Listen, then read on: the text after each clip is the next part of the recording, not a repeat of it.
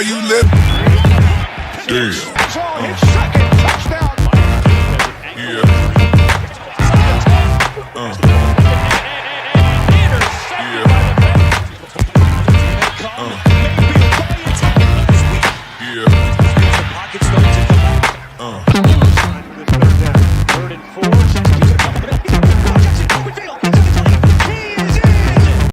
This is the effed up version. I uploaded obviously the New wrong intro. line.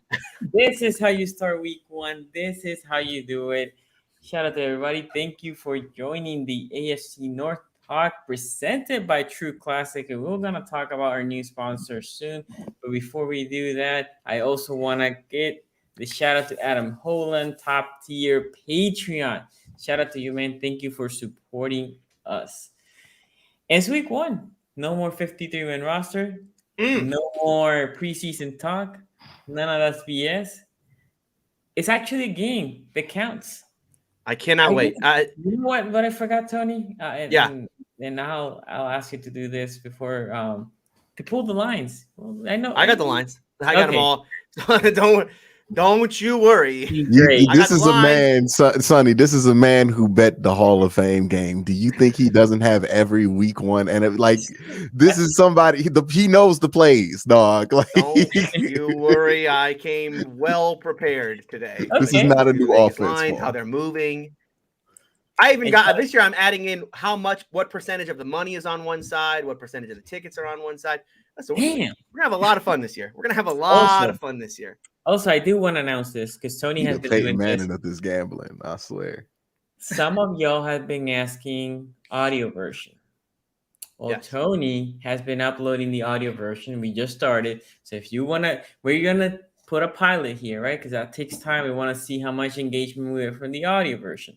If you want to do, if you know somebody that just can't watch it on video, wants to watch the audio version, should be at all the platforms where you listen to podcasts.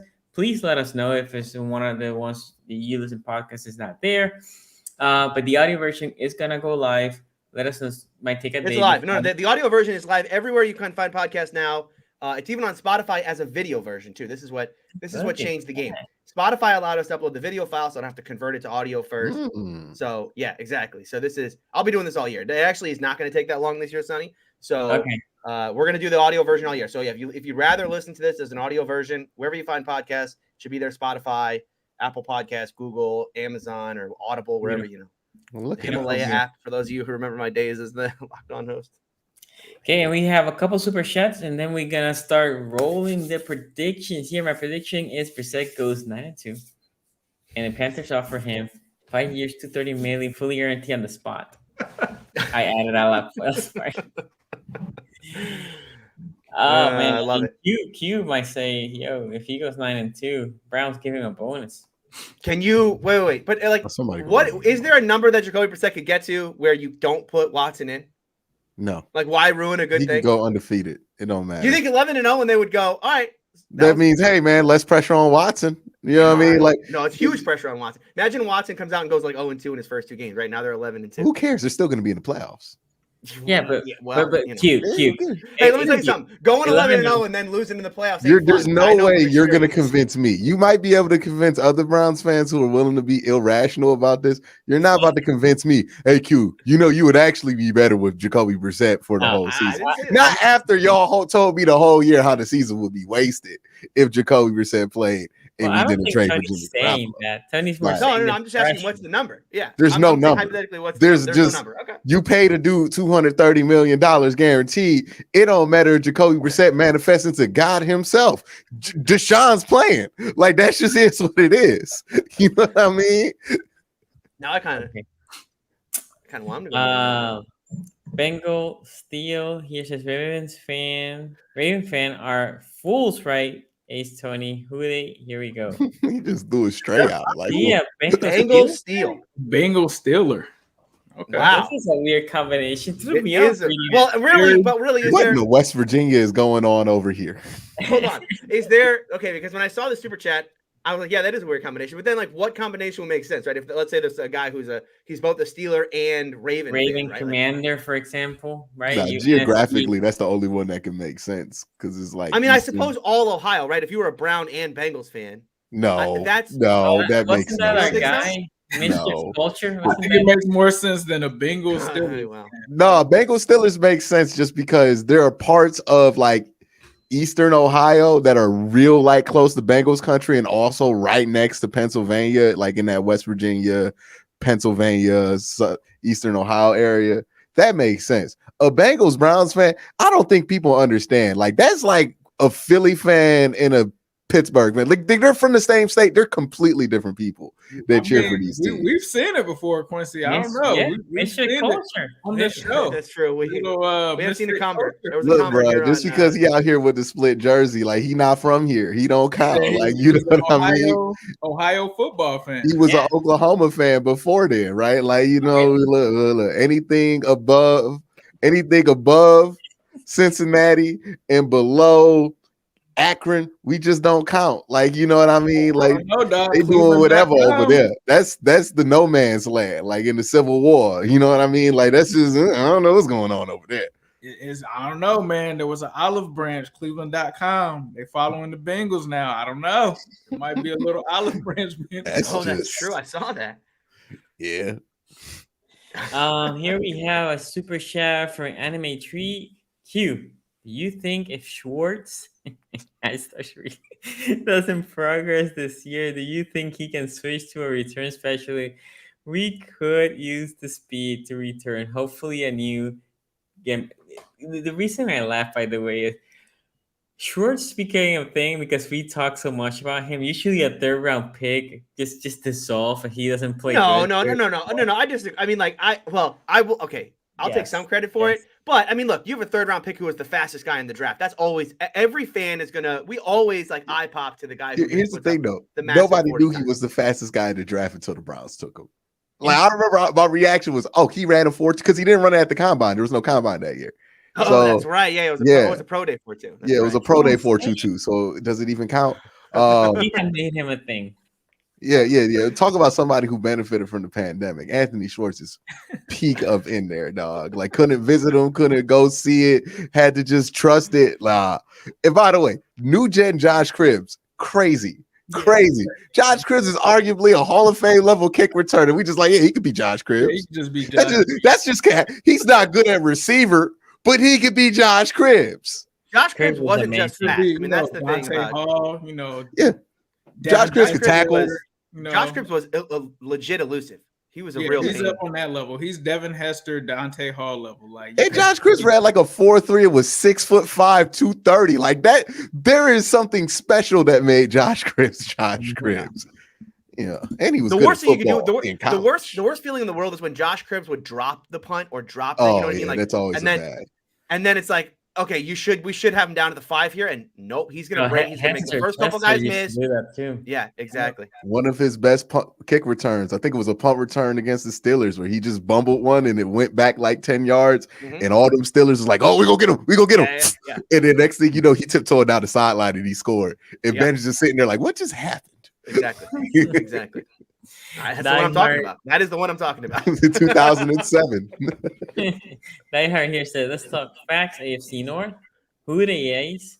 Bengals Nation is finally getting coverage and love on the national level. Only AFC North teams with no glaring locker issues. The Ravens have locker issues. The Ravens have locker room issues? They don't. Their quarterback is in a. Well, the quarterback is in issues. Wait. But there's you conflicting two things. He hasn't gotten paid. But you saw his interview today. You saw him. He's like, well, I'm trying to get the contract basically by Friday. If not after that, the Steelers have any issues. No, Steelers have no issues either. Well. Is there? There's something going on? Yeah. I mean, Mason in the nicest. It's the nicest I want like trade me request I've ever heard in my entire life. They said something like, are you happy playing here or something like that? And he responded, I'm gonna let my agent and general manager Omar Khan decide that. And just to let people in behind the curtain. I'm just gonna let y'all know. Every NFL team has players on it that absolutely hate other players on this NFL team. That's just the 53 absolute people truth. cannot be. There is locker room drama in every locker room that they play football in because there are too many people from too many different backgrounds, and it ain't gonna vibe all the time. You know what I mean? It ain't gonna vibe. It is a miracle a football game gets played every week. Izana here says Huntley QB3, likely tight end 2 in the North. I like that you can read this that Huntley is both. You can read that as saying Huntley is both QB3 and he'll probably be tight end 2 in the North as well. That's how good Tyler Huntley is. Yeah. Okay, Nova's still here with the super chat, non-Tom Brady related. Look at that. Steelers really let Bengals trounce them again. Them again. Has Joe Burrow ever played Tom Brady? Nope. No. Not yet. This year. Yeah, I'm gonna be transparent about this. I want Joe Burrow to put up 50. Nova, meet me at the 50 in Tampa, Nova. I know you'll be there. Feeling dangerous. It says, "Hey Q, I really need this opening day losing streak to end for the Browns. I'm so tired of hearing about it." Yeah. You don't want to do that against Baker. You don't want to continue that against Baker. I mean, I don't know. The lulls, I'm just numb to it at this point. I don't care. But yeah, I understand why people do care and they are affected by it. Yeah, it does suck when you haven't won an opener since 2004 against the Ravens. I believe it was like a 20-3 game. It'd be nice to just start off 1-0. I'm not going to go crazy for it either way when it comes to long-term projections of the season, because if the Browns win this game, I feel like it's expected. But, if they lose it, it's not good. But, it is what it is. Yeah. Week 1 is not going to make or break anyone's season, right? I mean, I don't think anybody in this division is going to say, at 0-1, you're done. Our season's over, right? But it will cause a few fans to embarrass themselves. Well, you're going to overreact, right? Everyone's going to overreact to whatever happens, win or lose. But your goal as a fan is just, hey, look, you're going to have a reaction. It's probably going to be one you're going to regret on Monday. But just don't be the guy that gets quote tweeted to oblivion because you're crying in your car. Just don't. Like, stop short of that. That's all. Yeah, the biggest mistake that we make as fans in week 1 is we look at how a team played and imagine that that's the team and that's who it's going to be, and we start to this team looks like a contender and whatnot. When every season it proves out where the beginning of the year is really just about accumulating wins. It doesn't really matter how you're playing because you're going to evolve as the season goes, no doubt about it. So yeah, for me it doesn't get serious until like after week 6. Like after week 6, I see 6 games and move forward. Then I'm like, all right, let's see how this goes. But yeah, early on, no. Unless you're the Ravens and you lose to Joe Flacco and the Jets, then it's panic. Then it's panic button time. That's the panic button loss. That's a bad one. Nova's still here. Lose to Joe Flacco and don't get Flacco signed. They got to. I think if Lamar Jackson plays 4 quarters and that game is like, if Lamar Jackson plays 4 quarters and the Ravens lose that game, panic button. It's the contract affecting everything. We're gonna hit all them. We're gonna hit all of them first takes up on this show. Yeah.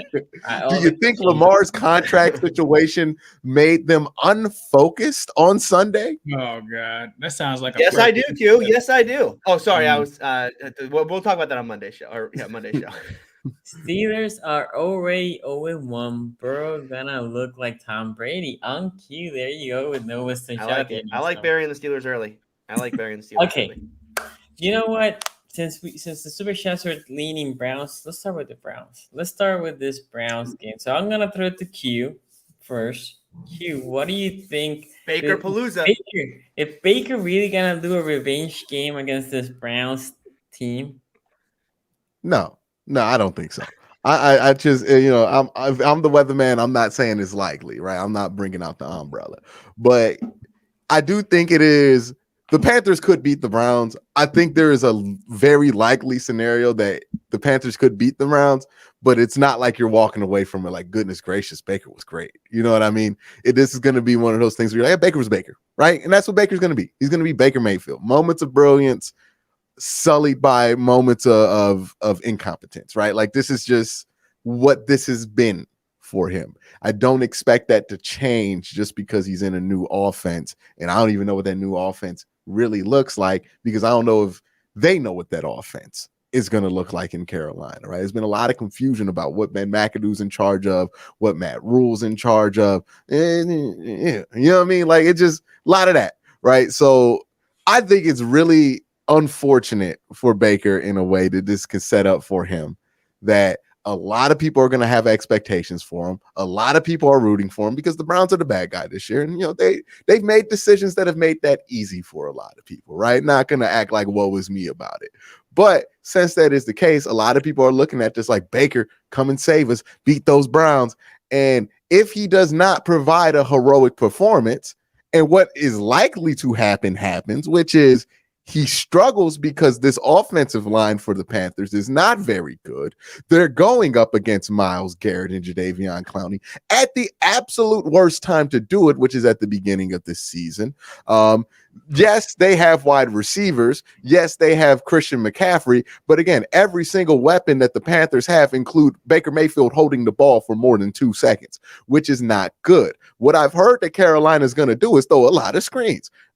Teams that have thrown a lot of screens against the Browns, right? Everybody in this division did it last year. Did not work out for them. The Browns aren't a good team to throw screens against. They're so athletic laterally that it's not really a great idea, right? If you throw to the screen on the strong side of the field and Myles Garrett's there's a good chance he gets a hand on the ball. And then JOK's coming somewhere, right? Like that's been an issue for teams as well as the athletic defensive backs that the Browns have. If that does not work, which is going to be their plan A, because again, they don't really trust that offensive line, then they're going to have to start going empty, regular personnel. That's not going to be a good situation for them. And then we brought up to death that Baker Mayfield knows this defense. It's hilarious to me that has picked up so much steam because we talk about it here all the time. Defenses aren't that much different between NFL teams, right? There are different roles, responsibilities, and language between these defenses, but at the end of the day, cover 6 is cover 6. Cover 2 is cover 2. You know what I mean? There are different variations of it, but nothing that doesn't get figured out with one review of tape. So this ideal that he's just going to know where all the soft spots are, he should, because he's a 5th-year NFL quarterback, and if they run zone at him, he should know where the soft spots are in the zone, regardless of who he's playing. The Browns don't run a special variation of anything. They run cover 3. He should know the seam should be open if he's aggressive and takes the window and has the time to take the window. This is not rocket science here. What the Browns know that is actually kind of effective on Baker is, hey, when shit goes bad, or my bad, when it breaks down, what's Baker's tendency going to be? They know those tendencies. Mm-hmm. They know the type of scramble routes he likes to go to. They know what he likes to adjust to in those moments. They know what he likes to check to. They know what, if Baker sees this, he's going to check to this. They know those answers to that test. That's not advantageous for Baker Mayfield. I see a situation here where he has the potential to play an awful game, and he is going to get crucified for it because, one, he's Baker Mayfield, and he kind of does this to himself sometimes. And 2, a lot of people put a lot of stock in this game for Baker Mayfield, and nobody turns on you like the people who pumped you up, right? And that is the prime situation for him. Now, if he plays good, I'll give him all the credit in the world because I don't think this is a good situation for him to play a good football game. I really don't. This is not ideal for him. First game in a new offense versus a defense that knows you very well and a defense that can attack the weaknesses of this offense very well and then has enough DBs to cover the strength, which is the wide receiving core. Not a good situation for this Panthers offense. But if he plays well, got to give him his credit because there's no, this and that. Nah, he played well. But that's what I see. I see a lot of hype going into this quarterback matchup when that's probably the least interesting thing about this, right? I'm more interested to see, what's Carolina? They were terrible at stopping the run last year, especially outside zone.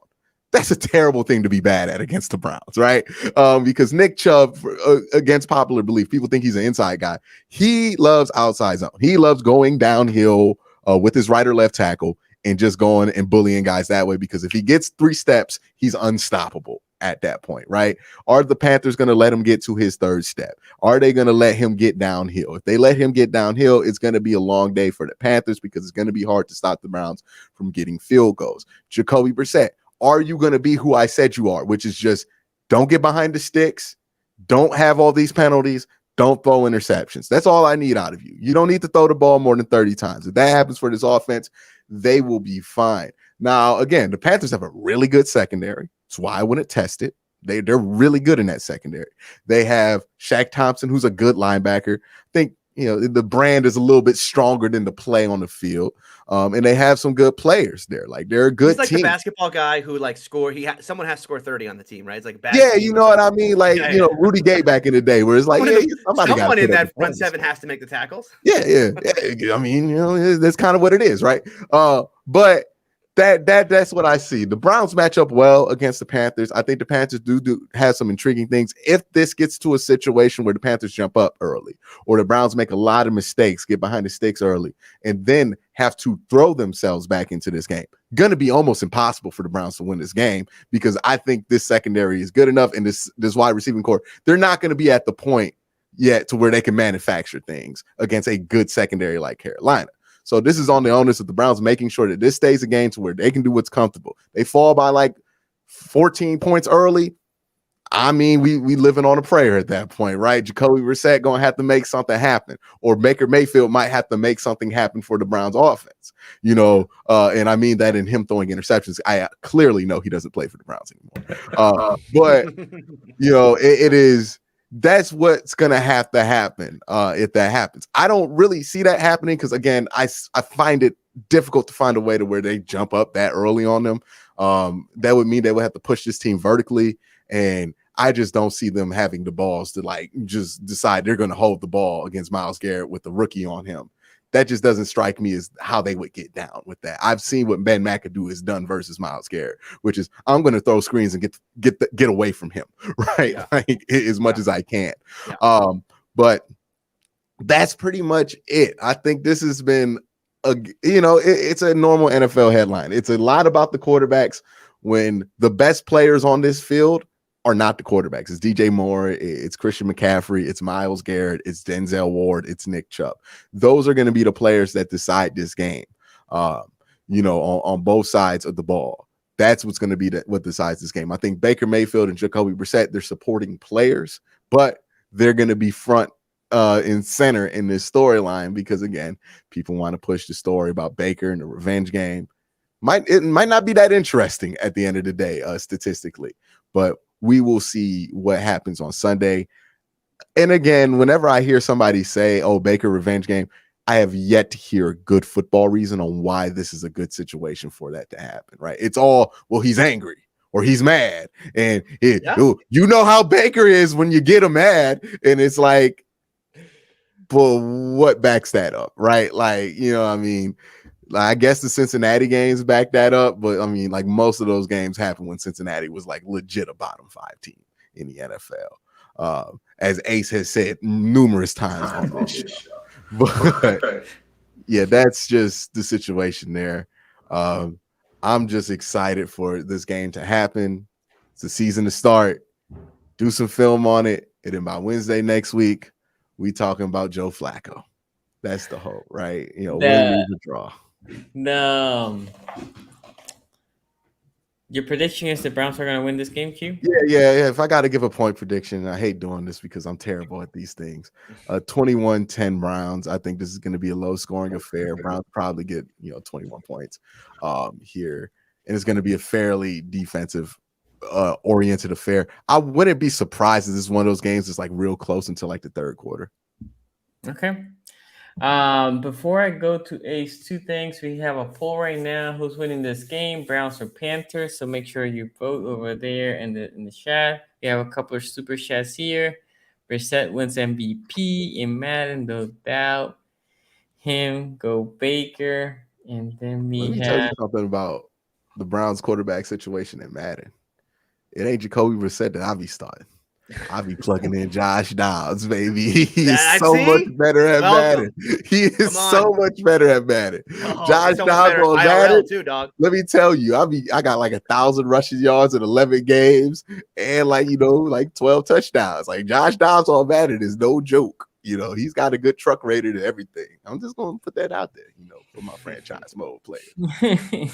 Garrett about to get 29 sacks record against Baker. Okay, Ace, what do you think about this? Somebody got to get fired mid-game. So honestly, this is one of the more intriguing matchups week 1. And I remember when Baker was still on the Browns, I thought that this could be a possibility, him going to Carolina, then that week 1 game being a build-up. The one thing I think that's lost in all of this that I will agree with Q on, because everything obviously is going to be about Baker Mayfield, him getting the revenge against the Browns, what happened to him this past offseason in his revenge game, right? But the biggest thing I feel like that's being lost in this is the Carolina defense. Like if I were to tell you that the second-ranked defense in total yards in the NFL last year was the Carolina Panthers, you would probably be looking at me like I had two heads.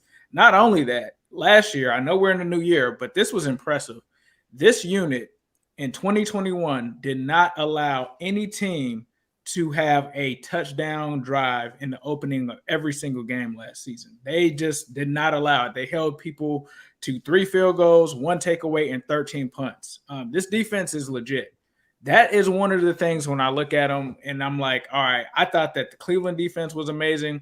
I feel like they're just right there with them, if not possibly even better, right? Because they do have some guys coming back that they were missing. I still would give the edge to Cleveland.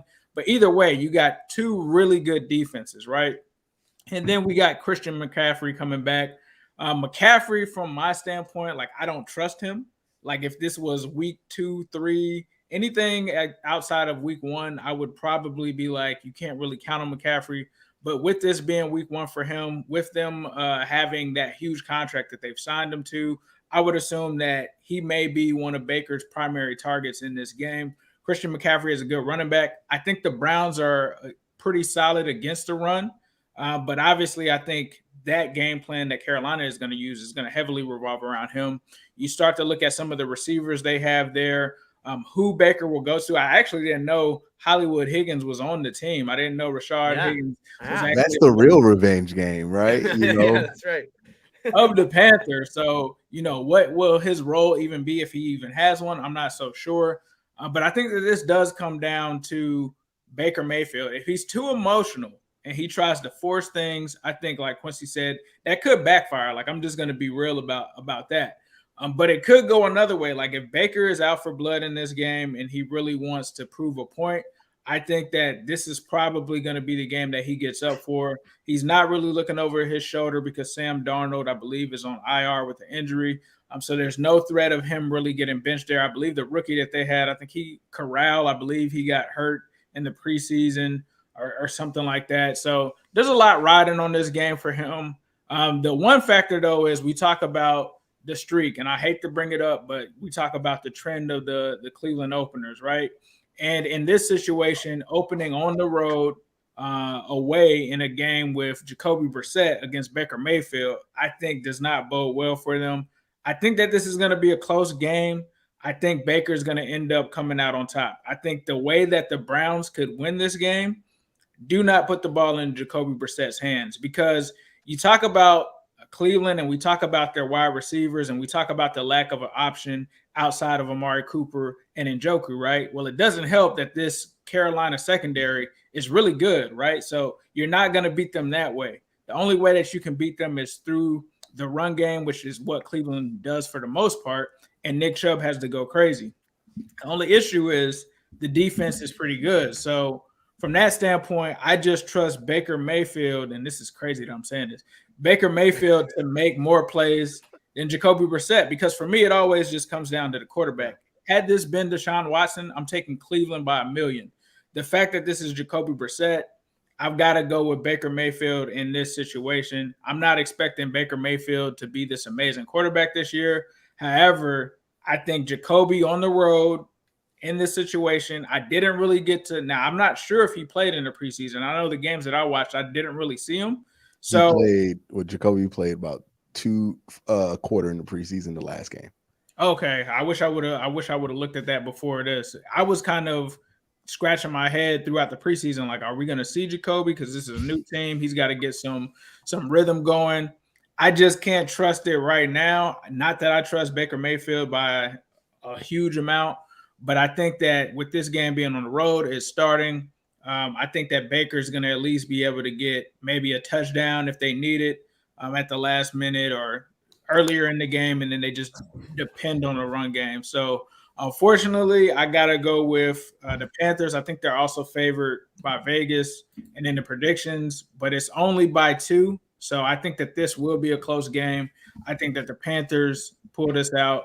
Baker's going to get up there, do his rah-rah speech, even though he barely beat the Browns, and then he's going to go out next week and throw like 3 interceptions. So I like it. I like it to happen. Okay. By the way, Jacoby Brissett throws for 300 yards and 3 touchdowns in this game. Let's ride. Woo, that's right. That's versus that secondary. Let's ride. It's tough, but I wouldn't rule it out.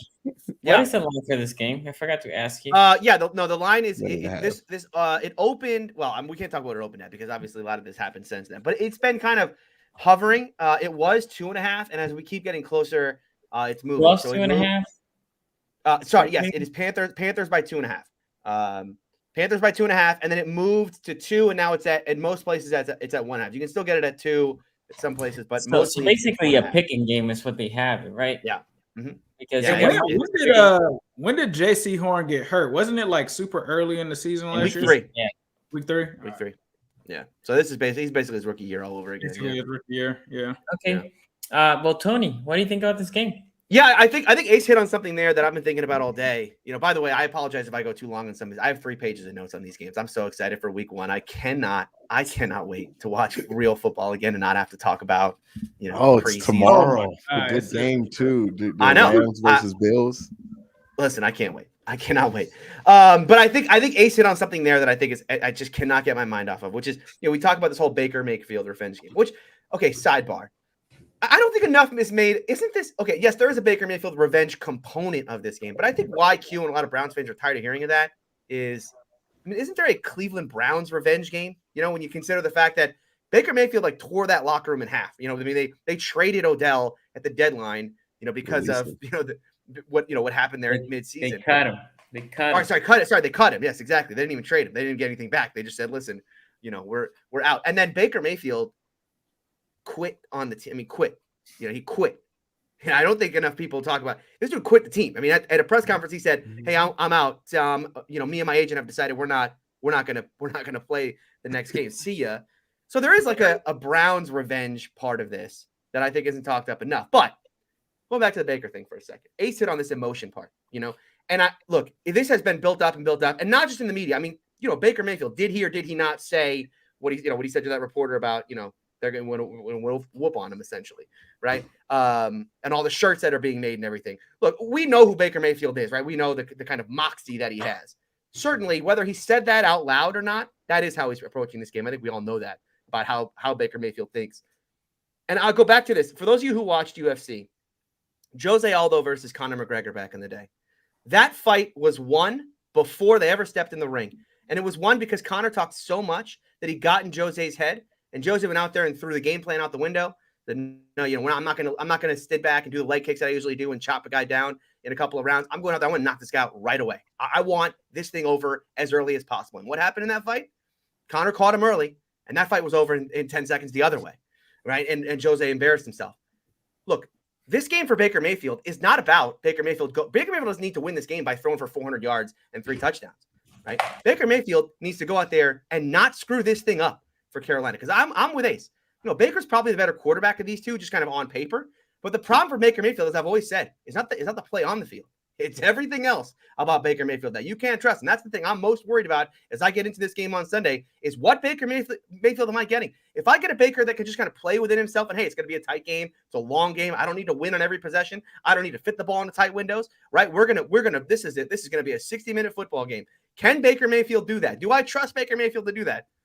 No, sir. I do not trust Baker Mayfield to be that guy. I think there's every chance this game is over early, and it is at the hands of Mr. Baker Mayfield's revenge game. I mean, going over kind of the X's and O's, I think Q broke a lot of this down. Like he said, the Panthers' offensive line is not good, although it is a lot rebuilt. I mean, this is, a lot of it is just kind of, they just wholesale changes to this line. Taylor Moton stays at right tackle, but the rest of the line has changed. Brady Christensen kicks inside to guard. They got Ike Ekwonu, Bradley Bozeman from the Ravens, Austin Corbett from the Rams. So, getting Myles Garrett. Yeah, exactly. Well, and it is interesting because they want to use McCaffrey so much in the passing game, right? I mean, that's going to be, I think, a big part of this game. Who's going to chip? I mean, Baker loves to hold the ball too long. We've seen this throughout his entire career. I mean, TJ Watt nearly broke the sack record last year. Nearly had it single-handedly because Thanks for reminding us. Yeah, so, I'm just saying, like, Myles Garrett's never got to play Baker Mayfield before. He may like what he sees in this one. Yeah, and I think just, kind of to wrap it up here, because I'll cut myself short here. I do think one of the keys in this game, if Baker doesn't screw it up, is going to be which defense flinches first. Meaning that which defense starts getting their eyes caught in the backfield. The running games in this one are going to decide. Can Christian McCaffrey get going both as a runner and a receiver out of the backfield? Can the Browns get Nick Chubb going? And which secondary keeps their eyes in the backfield and is like, hey, I got to help my front seven and have to come down, and that leaves one-on-one opportunities deep, because both teams have guys that can beat you. Look, I give Dre Archer a tough time, but Schwartz could beat him down the field, and so could Donovan Peoples-Jones, by the way. And then on the other side, DJ Moore had this, he had a massive season last year. He's certainly a threat in that area. As far as the line here and whatnot, I would take the Browns. I would take the Browns. I wouldn't even lay the points. I don't even bother with the points. Give me the money line because I get better odds on that anyway. Like the Browns to win this game outright. Yeah, because I cannot trust Baker Mayfield in this revenge situation. Okay, let me make it short and sweet. I hear what you guys saying. I was gonna bring what Tony said. People talk about the Baker revenge game, and I always thought, yeah, that's cool. I mean, that's because he's the one guy. But how's this defense from Cleveland? Remember when their safety Johnson during the game say run the damn ball or something like that? He tweeted something like that. They're licking their chops as they want to make sure Baker Mayfield has a humiliating day. But if we take all the emotion out, which they're all human, emotions will run high in this game. Baker Mayfield, his best year, number one O-line in the league.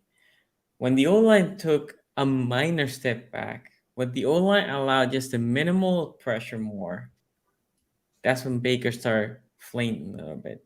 Now he's going to go against two really good pass rushers. One of them, arguably top two in the league. Some people will say top in the league, right? Against that O-line that it has a couple questions. Let's just say it has a couple questions. I don't see the running game with McCaffrey getting going, right? I do not expect that. And if anything, I think the Browns, who also in the game plan defensively, will come and say, will not allow Christian McCaffrey to run.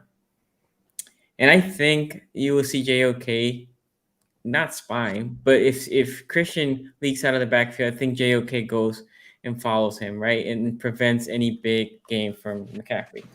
So when Christian McCaffrey has a bad game for the Panther for the past couple of years, they have been bad, right? That's why if you think about last year, the Panthers are hot, Christian McCaffrey goes out, they basically disappear as a team. In every level I see this, O-line, Browns are better. D-line, pass rushing, Browns are better. Interior D-line, there's an argument here for the Panthers. Corners, Browns are better. Safeties, I think Browns are better. It's linebacking core, right? I think everything. The only two places where I see the Browns not having the advantage, or I guess three. Let's say Jacoby and Baker are toss-up. For me, the only two places is that interior D lineman in the wide receiving core. Panthers wide receiving core, they definitely have some players that can make plays, right? The rest, I think the Browns is just a better team all around. So even if Baker doesn't come and just throws a pick, 2 picks, or fumble, even if Baker plays a vanilla game, right? No turnovers.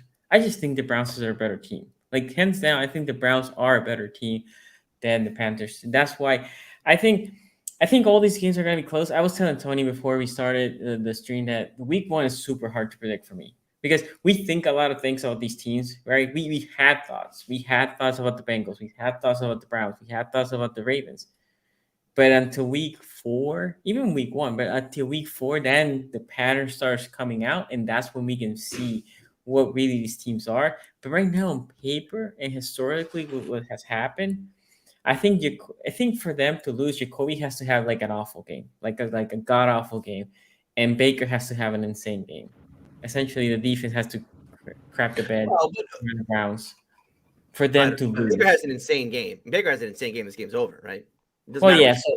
But for right? Baker to have an insane game, for me, that means that the Browns defense just was bad, right? Because offensive line right now for the Panthers is not good. And the Cleveland Browns can pass rush team. And Baker does not handle well pass rushing, right? Mhm. So I just can't see it, guys. I personally can't see it. I would go with something similar to Q's score. I don't know, 24-17. But it will be the other way around. It will be like a late touchdown by the Panthers to make it a little bit tighter. 24-17, by the way, that adds up to 41 if my math checks out. That is the over-under in this game. It's 41.5, just so you know. So look at that. I'm right at the line. Vegas, they're reading your mind. They're in your head. You don't need apps when you have Tony Serino on your team. Never. That's what I'm saying. Never. Okay, before that, we had this one. Feeling Dangerous says, Jacoby might do. Let's go. And then we have another super chat here from Gaming with Geo. No one worth listening to say Garrett is number 1 edge top. Stop gaslighting. Okay. There are a lot of people worth listening to that do say that. I mean, Not really. I disagree. Not really. Yeah.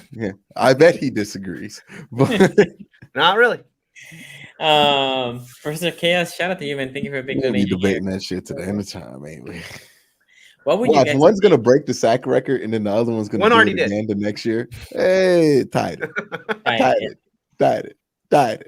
Didn't break it. Okay.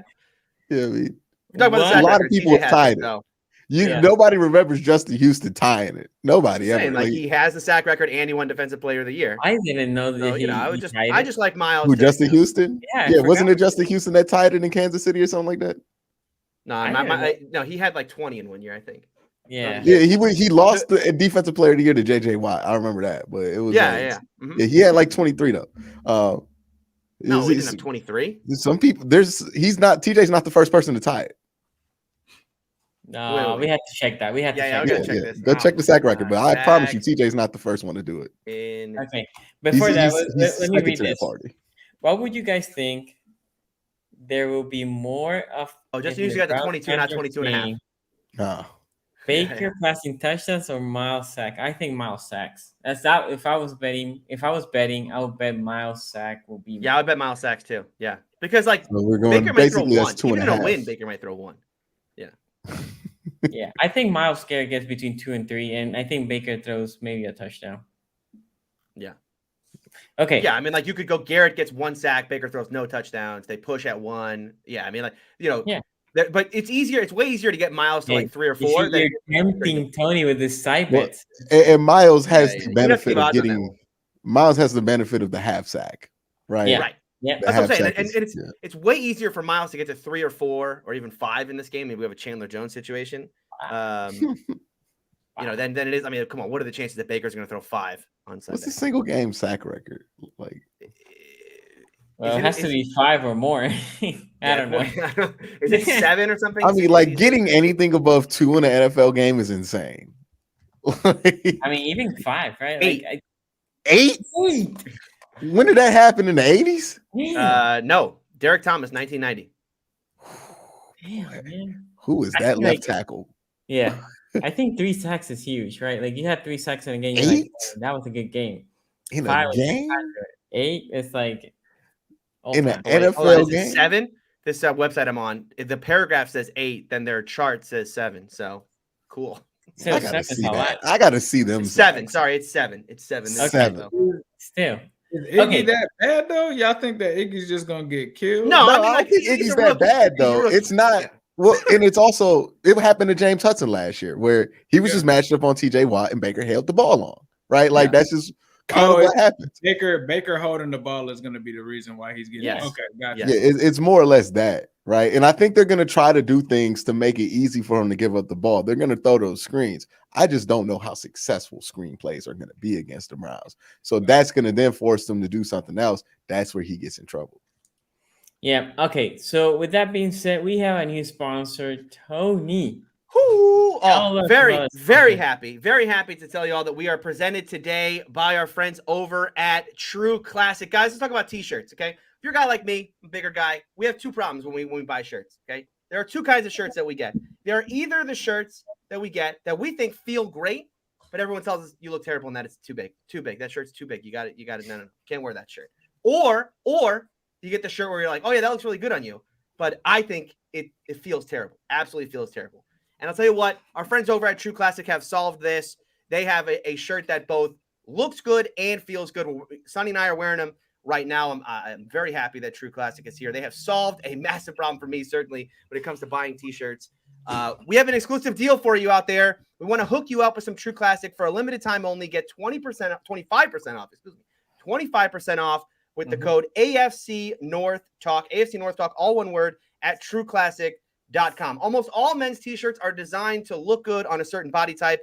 Think skinny models with six packs, but most of us aren't packing anything but a few beers, and there's nothing wrong with that. My dudes, it's simple. You're wearing the wrong clothes. True Classic tees taper off towards the bottom, but they fit tighter around the chest and shoulders. You can throw on that True Classic with confidence, knowing we've got your bases covered. True Classic is more than just a t-shirt company. They have all the menswear staples you could need. They got polos, workout shirts with the same flattering fit to boxer briefs designed to keep your boys feeling nice and comfortable. They make it super easy to build out your wardrobe, and you get top-notch quality for a great value. They have a pack builder on their website where you can custom bundle all of their essential products and save even more than the discount we're offering you today. And for any of you big boys out there, they have long body options for tall guys and up to 3XL on their staple colors. True Classic will make you feel best by accentuating the places the eye goes to first. Whether you have abs or flabs, their clothes look great on all body types. So get comfortable, get going, and upgrade your wardrobe with True Classic with 25% off at trueclassic.com with our promo code AFC North Talk. That's AFC North Talk, all one word. And that is in the link in the description. Also, there's the link. You can hit the link. It will take you straight, our link, to the True Classic. I will say this. We told you guys we would not promote anything that we haven't tried before. We have been trying it about a month now. And they have been great. Like, quality-wise, great shirts. My wife told me, like, "Ooh, that shirt looks good." And like, yeah, it's one of the ones that we got from True Classic. Yeah. So definitely I would say check them out. Great product. 25% off. Can't go wrong with that. Saying that, you know where you can go wrong though, Sonny, is if your Ravens lose to Joe Flacco. We'll talk about that with this super chat. Look, Flack attack. Where's Lamar going next year? I think he stays in Baltimore, even if there's He's coming down here with me and Ace here in Florida, right? Right, Q? Yeah, it's looking like Tampa Bay. Maybe a little more south. Yeah, or Miami, Jacksonville. Maybe they say, "Hey, y'all want Trevor Lawrence? We'll take Lamar off." So let me talk to you guys about this game. I actually had on my channel a YouTuber from the Jets, and then they're confident. That was a great show, by the way, Sonny. I watched that one. That was a great show. Yeah, they're definitely confident that they can. Wait, which Jets YouTuber was it? I'm gonna watch this thing. So let me hold on. Because I don't want to Eric? watch it.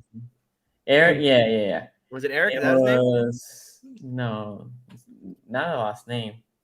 Because Paul Andrews. Paul Andrews. Okay. Paul Andrews Esther. Cool guy. Cool Way guy. off. Cool guy. Y'all was trying to air out some beef. No. So I will say this. I do a segment called Behind Enemy Lines, and I just bring. I mean, I brought all you guys before, right? It's not to debate. I want to it's your time to just say about what you think about the game from the other perspective. And all I'll say is the Jets are confident that they have a great team this year. This is like a year for them that they think they can just make the playoffs. They feel very solid. And look, after diving in, they have a good team. They have a lot of potential. A lot of guys that have potential. And when you have a lot of potential, you get excited. That is reality. How I see this game, similar to the Browns. I do think the Jets are better than the Panthers, though. I do think the Jets are better than the Panthers. When I was talking to him, he talked about Ace's boy, Carl Lawson, and then he talked about JJ, right? And I like Carl Lawson coming from the Bengals.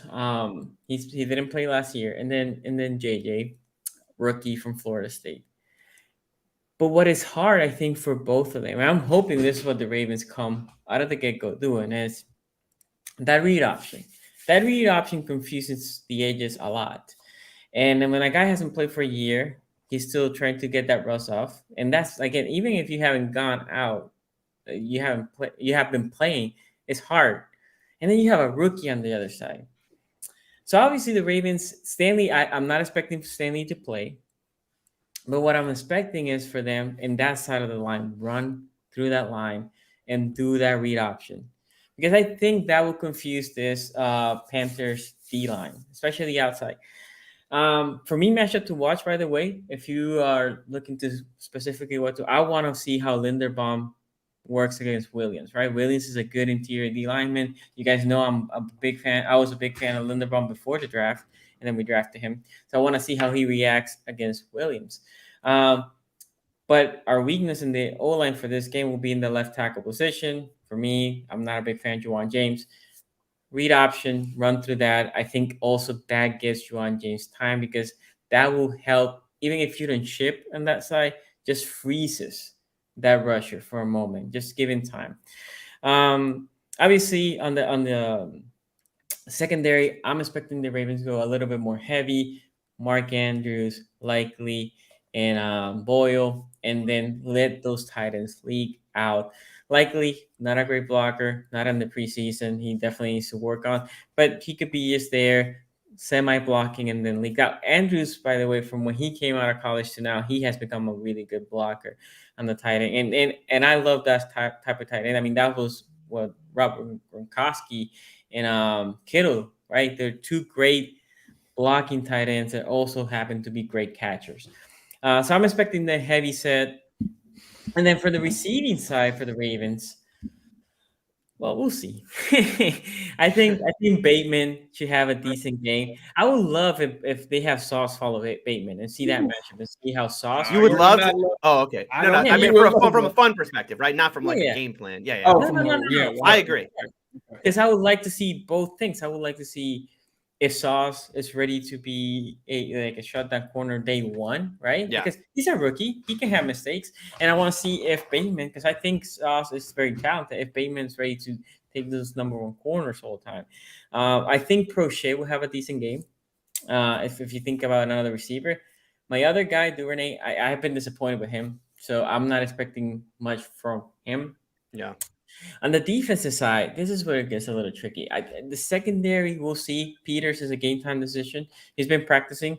If I was a betting man, I would think they have been very cautious of everybody. He won't play. I don't think JK plays either, by the way. I think they shelved JK this game, and he might be playing next game. Did you see what Lamar said about him? Lamar eventually. Lamar alluded to that too. Lamar said like hopefully he plays in a couple of weeks. Yeah. That's what he said about JK. Yeah, but JK has been saying like I'll be ready week one. Yeah, but again, he owes somebody an apology for that, don't he? They will be. They have been very careful with everybody's injuries, right? But even if Peters doesn't play, I think the rest of the secondary, corner specifically, they should be good against this Jets receiving core. The Jets again, potential. Corey Davis, they're very high on Corey Davis. My whole thing with Corey Davis is Corey Davis is a good number 2 receiver, but even as a number 2, he's an up and down guy, right? He will have games where you're like, oh, this is a guy that was drafted top 10, and then he will have 5 or 6 games that you don't even know if he played, right? Elijah Moore, dynamic guy. He's a decent receiver. And then they have the rookie. Again, rookie, we'll see what he does. A big game for Marlon Humphrey, coming back at a end of the year injury, a little bit of like a down year for him. And then you have the safety. The safety room is healthy. I want to see what Williams does. The trick here is the Jets O-line, I mean, take it for what it was worth. He says that the Jets O-line is great. It was week 1. Dwayne Brown didn't practice today, by the way. That's Yeah. the left tackle. Yeah, Dwayne Brown. Obviously, I think Dwayne Brown will be better than the guy that they lost on IR, right? Mekhi Becton. Yeah, but other than that, I mean, the interior is where I think they're soft. And I think that's the strength right now for the Ravens is the interior of the defensive line. I think how the Ravens need to approach this game is not let them run. They cannot average more than 2.3 is what I'm saying. No more than 2.3 yards per clip. And then 2.3? That's the most that I want to see. You can't even you're like 3. You're worried about 3. No, 2.3. If you make them run sub 2.5. Okay, let me say 2.5. Sub 2.5. If you make them run sub 2.5, then you're forcing Flacco to throw pressure through the middle. I think the Ravens have this game, but I do think we'll be close. I think my prediction was 14-24, and it was going at a late touchdown for the Ravens, different from the other one that I said, late touchdown for the Panthers, late touchdown for the Ravens winning by 10. Well, one of the things that's interesting about what you said there, Sonny, is like the league changed so much that it used to be like 3.5. They would keep running the ball, but they think running the ball is so inefficient. Now, if you're not at 4.5, they're going to abandon the run game by the end of the first quarter. Yeah, but the Jets, insane. The Jets have the new rookie, right? Also, they're very high from Iowa State. I'm blanking his name right now. Breece Hall. Garrett Wilson? Breece Hall. Running back, Breece Hall. Oh. They're super high on him, and he was a good running back coming out of Iowa State. And they had Joe Flacco. So I think if they're running, let's say, at 3 yards per clip, I think they're gonna try to run and play action, right? And the Ravens right now, really two good, healthy pass rush, and after that, super thin. And one of those healthy pass rushers is Justin Houston. So his motor will go only so far. The other one, Odafe, I think they're just gonna just say, you're gonna just pass rush until the tires fall out of here.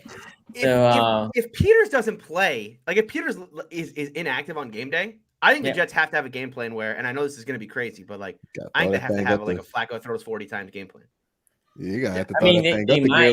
Just like we're throwing at Brandon Stevens every play until he makes it, until he figures out, until he proves we can't. Well, I think it will be Kyle Fuller on the outside on the other side. No, I'm gonna line him up. No, I'm gonna spread him out. Right, I'm gonna spread him out. I'm gonna have Humphrey go to the slot because that's where you usually have to throw. I guess Fuller could go now. And then I'm gonna throw up Brandon Stevens every time, or whoever it is, whoever the other corner is. I mean, the Ravens obviously they have Williams. They're gonna have Williams, in my opinion, patrolling the back. He'll probably rotate that to that side for sure. So it will be interesting. That's like Marlon coming back. I mean, God, this game is. Does Garrett Wilson play your boy from Georgia this year? Because that's a match made in hell for him. Garrett Wilson versus. Your guy from Georgia, he can't do 50-50 balls, but he's really good. Oh, Tyson Campbell. Yeah, I love Tyson. Yeah, because Garrett Wilson, I mean, decent route runner, but with that ball in the air, that's what he's special. And I want to see what that looks like versus Tyson Campbell. I want to see if that holds up. Jets Jags, yeah, that's a London game right there. That's probably if they play, it's in London for sure. Yeah, it's definitely at 1 o'clock or earlier. Anyway, so I had that game. Ravens by 10. Let me go. Ravens by 10. Ravens by 10, but it's at the end. Basically, I have it a 3-point game, and at the end, a late touchdown for the Ravens to seal the win. They're still at work. I got it. They're still at work. Not at work. I think the line was 6.5. Tony. 7.5 now. Okay, 7.5. Okay, so a couple super chats, and then I'm gonna go to Q. Drew Norton here says, heard on the radio today that in week 1. Interdivision games, underdogs are 28-9-2 against the spread.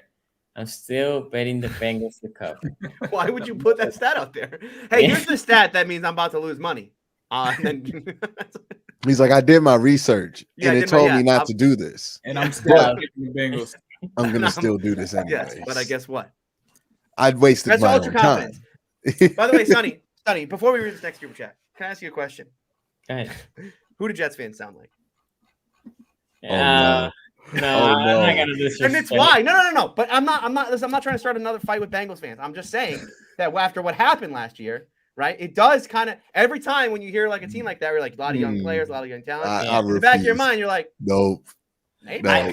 So to be fair to I Tony, don't know what the hell I want. See, look, but this maybe. is what happens because Eminem was hot one year. Now everybody from the suburbs think they can rap. Nah, dog. Zach Wilson is not Joe Burrow. Like there's a big chasm between their rookie years on what they showed. You know what I mean? True. To be fair, I think I said that. I might have said it to him. I said like, oh well, the Jets. I think when in our conversation, I said the Jets have been in our spaces in all AFC North spaces, saying that they're all this. And I said, to be fair, they're in the chat right now. There's Jets guys in chat right now. Well, are they? Oh, and I said, to be fair, I warned you guys months ago about the Jets. I know.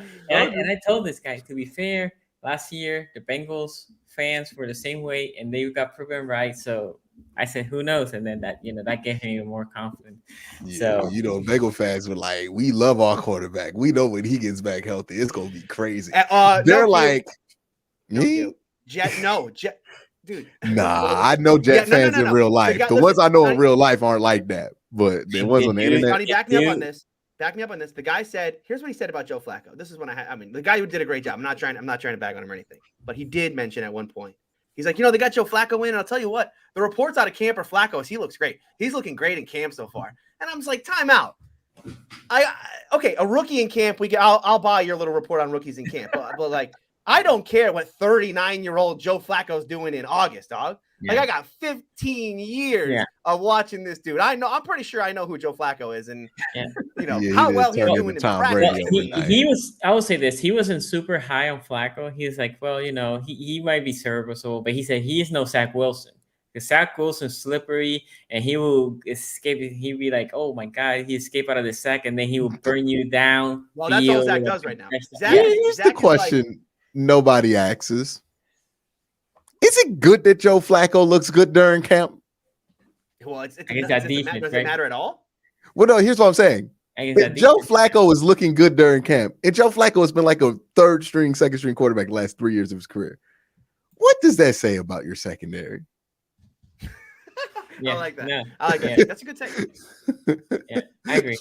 I would be concerned. This is why I was watching how they were reporting on Jacoby Brissett, because if Jacoby Brissett were lighting up the Browns secondary, my tone on what this defense can be changes, because I'm like, must not be that good, right? Because I know Jacoby is all right. And if I ain't tearing you up, that ain't good. That ain't no good at all. You know what I mean? No, I agree. Okay, so we have a couple super chats here. I missed one of my favorite videos of the year, hot takes. So here's mine. The division with the opposite of last year. So Ravens won playoffs, 2 Browns, sneak into the playoffs, 3 Steelers, and 4th Bengals. That's a hot take. By the way, what is the name of the guy that works with Sims? With Phil Sims? Phil Sims? Jim Nance? No. Garofalo or something like that. Oh man. Oh, Mike. Oh, you're talking about Pro Football Talk. You're talking about Chris Sims. Yeah. Oh, Florio. I'm sorry. Yeah. Oh yeah, Mike Florio. Mike Florio. He had Steelers winning the division. He did. And I was like, what? And I watched his videos here and there because he has beef with every other fan base in this division. Like he has beef with the Steelers. You think I like Mike Florio? Yeah, no, he has beef with everybody. Like, it's like what last year he was warring with the Bengals. He's been warring with Browns fans. And I don't know. Does he ever warred with Raven fans? I feel like he said something about Lamar. Y'all ain't like probably. Yeah, I feel like that's something Mike Florio would do. Florio, I believe, was leading the whole like it's Ben's fault train. He was doing every article he could to do. Ben's the real problem. He gets like on the take and he just like does not let it go. Like he gets fixated. Something fierce. Professor Chaos here says Tony bets on Sauce over for interceptions. They don't offer it. I looked it up. They don't offer it. Look it up. I saw it come in. I was like, well, let me check. Matt Mosey says, love the show, fellas. Ace, make sure Tony knows what they've got coming on Sunday. LA, great podcast always. Who They Nation. Shout out to you, man. Yes, sir. I want a result for that game that makes nobody happy. I want like a 17-14 grinded out game that like ended really in the third. That would quarter. make Tony happy. No, Yeah, no, I mean, no, the because the Steelers Steelers will keep be on them the losing under- end of that. Yeah, he won't care. He'll be like, "Oh, look at that." Oh, as long as it's not embarrassing to Steelers keep see. the, yeah, I mean, the Steelers are playing horseshoes this year. They keep it close. I'm Yeah. happy. Yeah. Turner W here. Like the Browns went 0-16, but our point differential was not the worst in the league that year. No, I'm You know talking what about I I'm mean? talking about against the Bengals. Like, just if you keep it close against the Bengals, that's an Oh, improvement. just don't give last up year- 525 yards. Last year, these games were not close. You remember Heel Tony? Heel Tony had a lot of fun. He didn't. Heel Tony didn't have a lot to say to the Bengals last year because wasn't a whole lot of ammo. If the Browns lose to Baker, do they have to put the chains back on the Bud Light fridges? I forgot about those. Okay, and with that, hey, Q. What is your take on the Ravens Jets? I am the anti-Tony. I saw Ravens versus Jets and said, yeah, Ravens going to win this one by like 2 touchdowns. I did no prep on this. I don't need to. It's the Jets. It is the Jets. I have no respect. Okay. I'm just going to keep it real. Yeah, No, the Jets. One team has Lamar Jackson. The other team is the Jets. Nah. The team with Lamar Jackson's probably going to win this one 34-10, something like that. It's not going to be super close. If it is, hey, congrats to the Jets. Moral victories are definitely a thing for a team of your caliber. But yeah, man, it's the Jets, dog. I'm not about to go on Pro Football Focus and grind out these numbers to figure out this matchup for this. Why? It's going to be over in the first quarter. It's not going to be It's long. football. This is what we live for. I had a lot of fun. I had a lot of fun breaking down the X's and O's of this game. By the way, there's an edge rusher no one's talking about in this one. He's my new favorite. He's like, they got Carl Lawson, and they also have another Carl Lawson. Somehow they got two. They like cloned Carl Lawson. You know what I mean? Look, They got I'm pressure already King and pressure, Prince or I don't know. Look, I know that I'm gonna have to watch all of these next 4 games that the Jets play, and I know what this is when you watch a team that you know is not good for 4 weeks. That's not your team. It's miserable. So I already know the Jets ain't gonna be that good this year. I know Jets fans have deluded themselves into thinking they're gonna be good. And yeah, the Bengals were good out of nowhere last year. Bengals also had Joe Burrow. Y'all don't got Joe Burrow. Y'all got Joe Flacco. That's not the same thing. Okay. They got Jamar Chase. Y'all do not have Jamar Chase. Okay. Y'all have Garrett Wilson. He's gonna be good. Ain't gonna be no damn Jamar I don't know. Chase. Garrett Wilson's buried on their depth chart. That's one interesting thing going into this. When you look at Yeah, you know who wasn't buried on the depth chart? Jamar Chase. Jamar Chase walked up in there. Number 1. Uno. Yes, you can start over everybody. Here you go. Never in doubt. That was a mistake. That was a mistake on Zach's part because he should have been benched for other jobs. Oh yeah, he should have made Jamar Chase earned it and go 8-8 and lose like 3 games early in the year. So the real coach, you got to sit early for those drops. Yeah. So no, come on, man. Like I would be doing people a disservice if I acted like this was a serious matchup. This is not a serious matchup. The Ravens are pretty good in week 1. I think they're like almost like the opposite of the Browns in the last 20 years. Lamar Jackson's really good week 1. And what person on the Jets defense do you feel like has any good game plan for Lamar Jackson at any point? What are they gonna do with Mark Andrews? John Franklin Myers, boys. John Franklin Myers. Well, they're gonna have Sauce Gardner out there manning Lamar Jackson. That's the only they got nothing to they're horribly overmatched. They have CJ Mosley and Quan Alexander. I mean, if this were like 7 years ago, that's like the best. Oh, 2018. This is a Pro Bowl defense. Actually, yeah, it's only like 4 or 5 years ago. Yeah, exactly. Yeah, 2018. All pros, baby. Yeah, this is a great defense, but unfortunately for them, and you know what? They have a decent quarterback too. If it's 28, well, I don't know. Y'all didn't think Joe Flacco was decent in 2018. Nah, 2012. It was 2012. They had a decent quarterback. Yeah, 2018. That's when we drafted Lamar. Yeah, 2018 was like, hey man, homie got to go. Yeah, it's come on, man. This. I wouldn't say this is like when Alabama plays Rice, but it's definitely like if Alabama scheduled Houston. Like it's like okay, Houston's not terrible, but they're not going to win. This is not going to be close, and it's probably going to be over by the first half. And I hope it is because I don't really want to watch the whole game. You know what I mean? If I could save that 45 minutes, like I will save the 45 minutes. I will. But I'd rather watch the Steelers and Bengals play. I'd rather watch a lot of the other 1 o'clock window games than the Jets and the damn Ravens. But here they go. I know Jets fans gonna be mad. Oh, Quincy's a hater. There's nothing to hate on with the Jets. There is absolutely nothing to be jealous of or hate on with the Jets. It's the Jets. It's the Jets. By the way, the poll between of the game, the Panthers and Browns, it was 53 Panthers, 46 Browns. Right now we have the Ravens. Underdogs. Let's go. Also, we have almost 500 people watching on 450, only 99 likes. So make sure you like this video. That helps us a lot. Okay, Ace, what do you think of this game?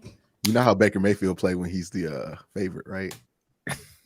So for me in this one, initially when I met Jets fans in spaces throughout the summer, it kind of got me intrigued with, why were they so confident? What is it about this Jets team that really has them confident? When you look at the roster is actually pretty damn good. Like if you're just looking at it from a certain standpoint, you got Sauce Gardner, you got Reed, you got Carl Lawson, who, went down for them. I know what he's capable of. Jermaine Johnson, a guy that I was hoping the Bengals were going to get. Garrett Wilson, they knocked it out of the park with the draft. And then you look at what they have on offense, right? Outside of that. So you got the two safeties, Jordan Whitehead, you got Joyner, and then you get to the offensive side of the ball. Elijah Vera Tucker was pretty good for them. Fant was decent, Tomlinson, but you were really looking forward to that to the tackle that we were talking about being out there, especially him, because he was kind of in a situation where they didn't know whether or not this was. I think he was involved in Mekhi Becton. I think he was involved in trade rumors. I was actually told by several Jets fans that he actually played well against Myles Garrett or something like that, which I had no idea that happened. But anytime that I spoke about him, that's what they would bring up is he performed well against Myles Garrett or something like that. When's the last time the Browns played the Jets? They lose. Last year everybody played. Dude, Myles was that the game where the Browns had everybody out with COVID? Steelers played the Jets last year? No, we didn't play the Jets. No, the Browns played them in 2020, but everybody had COVID last year. Yeah, they talked about Mekhi Becton apparently did his thing in that game. I don't even think Myles played in that game. That's what they told me. I can't fact check for it, but that's what they would say whenever. What's a good game against Myles? Because Steelers fans been telling me this five and more, baby. This 5 pressure, 1 sack performance Dan Moore had. It's been putting him in the hole. No, that's the 0 that he had. It's the next one. He had no sacks and. This is the last. Okay, is that the TJ Watt game? The other one, PFF gave him a 0. So then you look at the offense. They got Corey Davis, who's been solid in the past, right? Really didn't live up to the top 5 draft hype, but solid receiver. Elijah Moore is probably the guy that I really like over there. So I can see it. I can see where they're getting this confidence from. You talk about Conklin, the tight end. CJ Uzomah, who apparently people on Spaces thought was an amazing tight end from the Bengals and a huge loss, even though he's backing up Conklin. They also have Jeremy Rucker, but I don't think that he's going to be playing to start the season. I really like Rucker out of Ohio State. So, yes, they have a good young nucleus, and I think that they do have some potential. We really like to see what that defense is like. But the issue for me, the quarterback, bro, Joe Flacco, you're really putting the GOAT on the bench and Mike White, and you're really going with Joe Flacco to start this game against the Ravens? No, bro, no, because you're not playing Mike White. I think they have no chance in this game. I thought before coming into this game, if they would have went out with Mike White, a younger quarterback, someone that has way more of a ceiling than Joe Flacco has at this point in his career, sure, but throwing Joe Flacco out there against that Ravens defense, that's really going to be a team that can take advantage of him. I mean, if Peters is playing, Joe's probably throwing 2 interceptions minimum, at least in this game, if Peters is playing.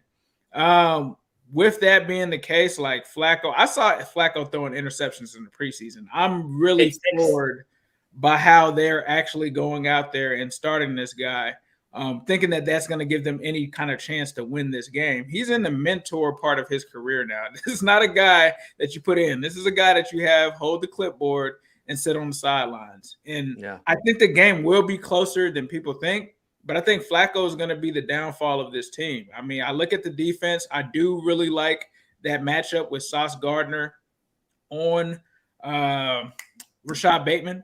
I think that that's going to be a good matchup, but I think that also hurts the Baltimore offense if you're talking about going vertically. Like, you're going to have to go to Mark Andrews a lot, I think, in this game, which you can do. CJ Mosley, not the best guy in coverage, so I think that they take advantage of that. But I am interested to see like what the Sauce hype is, if it's real. I believe he was not targeted at all in the preseason, so that's either a sign of respect or he just hasn't really had a matchup that really has caused people to target him. So I'll be watching that in this game. But unfortunately, the Jets, I don't think that they're there yet. I think they're coming next year, and I told them that when we talked this offseason, I was like, I think you guys will build upon this year, but I think it's next year that they make the run. If Zach is actually the guy. I don't know if Zach is the guy for them. So we'll have to see. But I do understand where the confidence comes from. It's just not about to happen against a Ravens team with this home and opener. You talk about Lamar Jackson, all of the contract talk. He'll probably be looking to send a statement week 1. So I got the Ravens. Yeah, I agree with the word potential. Potential, they do have a lot of potential. Oh, yeah, they're set up. Like, if you were any of the teams, I think that picked in, like, the top 5, you probably want to be the Jets because, like, the situation that they have going on right now, they got a lot of young talent, a lot of good young players. I just don't think that they had a quarterback right now. I think that's what's missing for them. I would rather be anybody. I don't think I would want to be the Jets. I don't think they have a quarterback. They're stuck with Zach Wilson trying to figure out what that is for the next couple of years. And then what, you're going to pass on more quarterbacks? Then these guys are going to age out. You're not going to be in a situation where you could justify re-signing a lot of this talent. And then you're going to end up in the same position in 3 years. This is not a good position for the Jets to be, in my opinion. If I were them, if Salah is out, I like Salah as well as a coach. I think he's more of a defensive guy. If this Zach Wilson thing doesn't work out, they need to punt on it like the Cardinals did with can't even believe I'm forgetting. Yeah, Josh Rosen. And I think they will. Yeah, like they need to punt on that situation. The quarterback class coming in is too good. A lot of teams are going to do that, I think. For sure. Yeah. Okay, Tony, what's a lot of former top 5 picks in the XFL. Oh wait, so Ace, you have the Baltimore winning. You have this prediction? Man, the fact that this is Joe Flacco, is this a situation where Joe Flacco has like 2 turnovers and the GOAT Mike White comes off of the bench and comes into the game? If that's the case, I got it 24-17 Ravens. If that's not the case, I've got this 24-7 Ravens. Okay. I like that. I'm with Ace, by the way. The fact that Mike White isn't starting this football game is a travesty. And Robert Salah should be investigated. All right. So this Ravens Jets game, first of all, the line on this game is what is it, 7.5 now? Did it move to? 7.5, depending on it. Keeps moving. As soon as they said Joe Flacco's the starter, I'm pretty sure it was like pew. Yeah, I mean it's moved a lot actually, this line, because I believe this time last week it was like 6.5, then it was 7. Now it's like fluctuating 7, 7.5, 7.5. They can't decide where they want this one to land. I think for me the big question mark going into this game, I mean the Jets. Everybody's talked about the Jets, right? The Jets are not exactly a true contender in the AFC just yet. A lot of young talent, a lot of exciting talent, sure, but are they really ready to compete? I think we're all in agreement. We're a little early on that. But when the Ravens, we talk about the Ravens, we talked about this all off season, right? The big question mark for the Ravens is health, right? This team last year lost so many guys. How many of those guys are coming back? And it's not just about how many of those guys are coming back, right? Because I think Dobbins not going to play. Stanley's probably not going to play. Peters, it sounds like from what Sonny's saying, 50-50. Even a guy like Marlon Humphrey, how healthy are these guys coming back? I mean, like the Ravens did this thing this year where they didn't play any of these guys in the preseason, right? So you're talking about somebody like when Marcus Peters comes back, we're talking about a guy who hasn't taken it down in like years, since he, what I mean? Same thing with Dobbins when he comes back.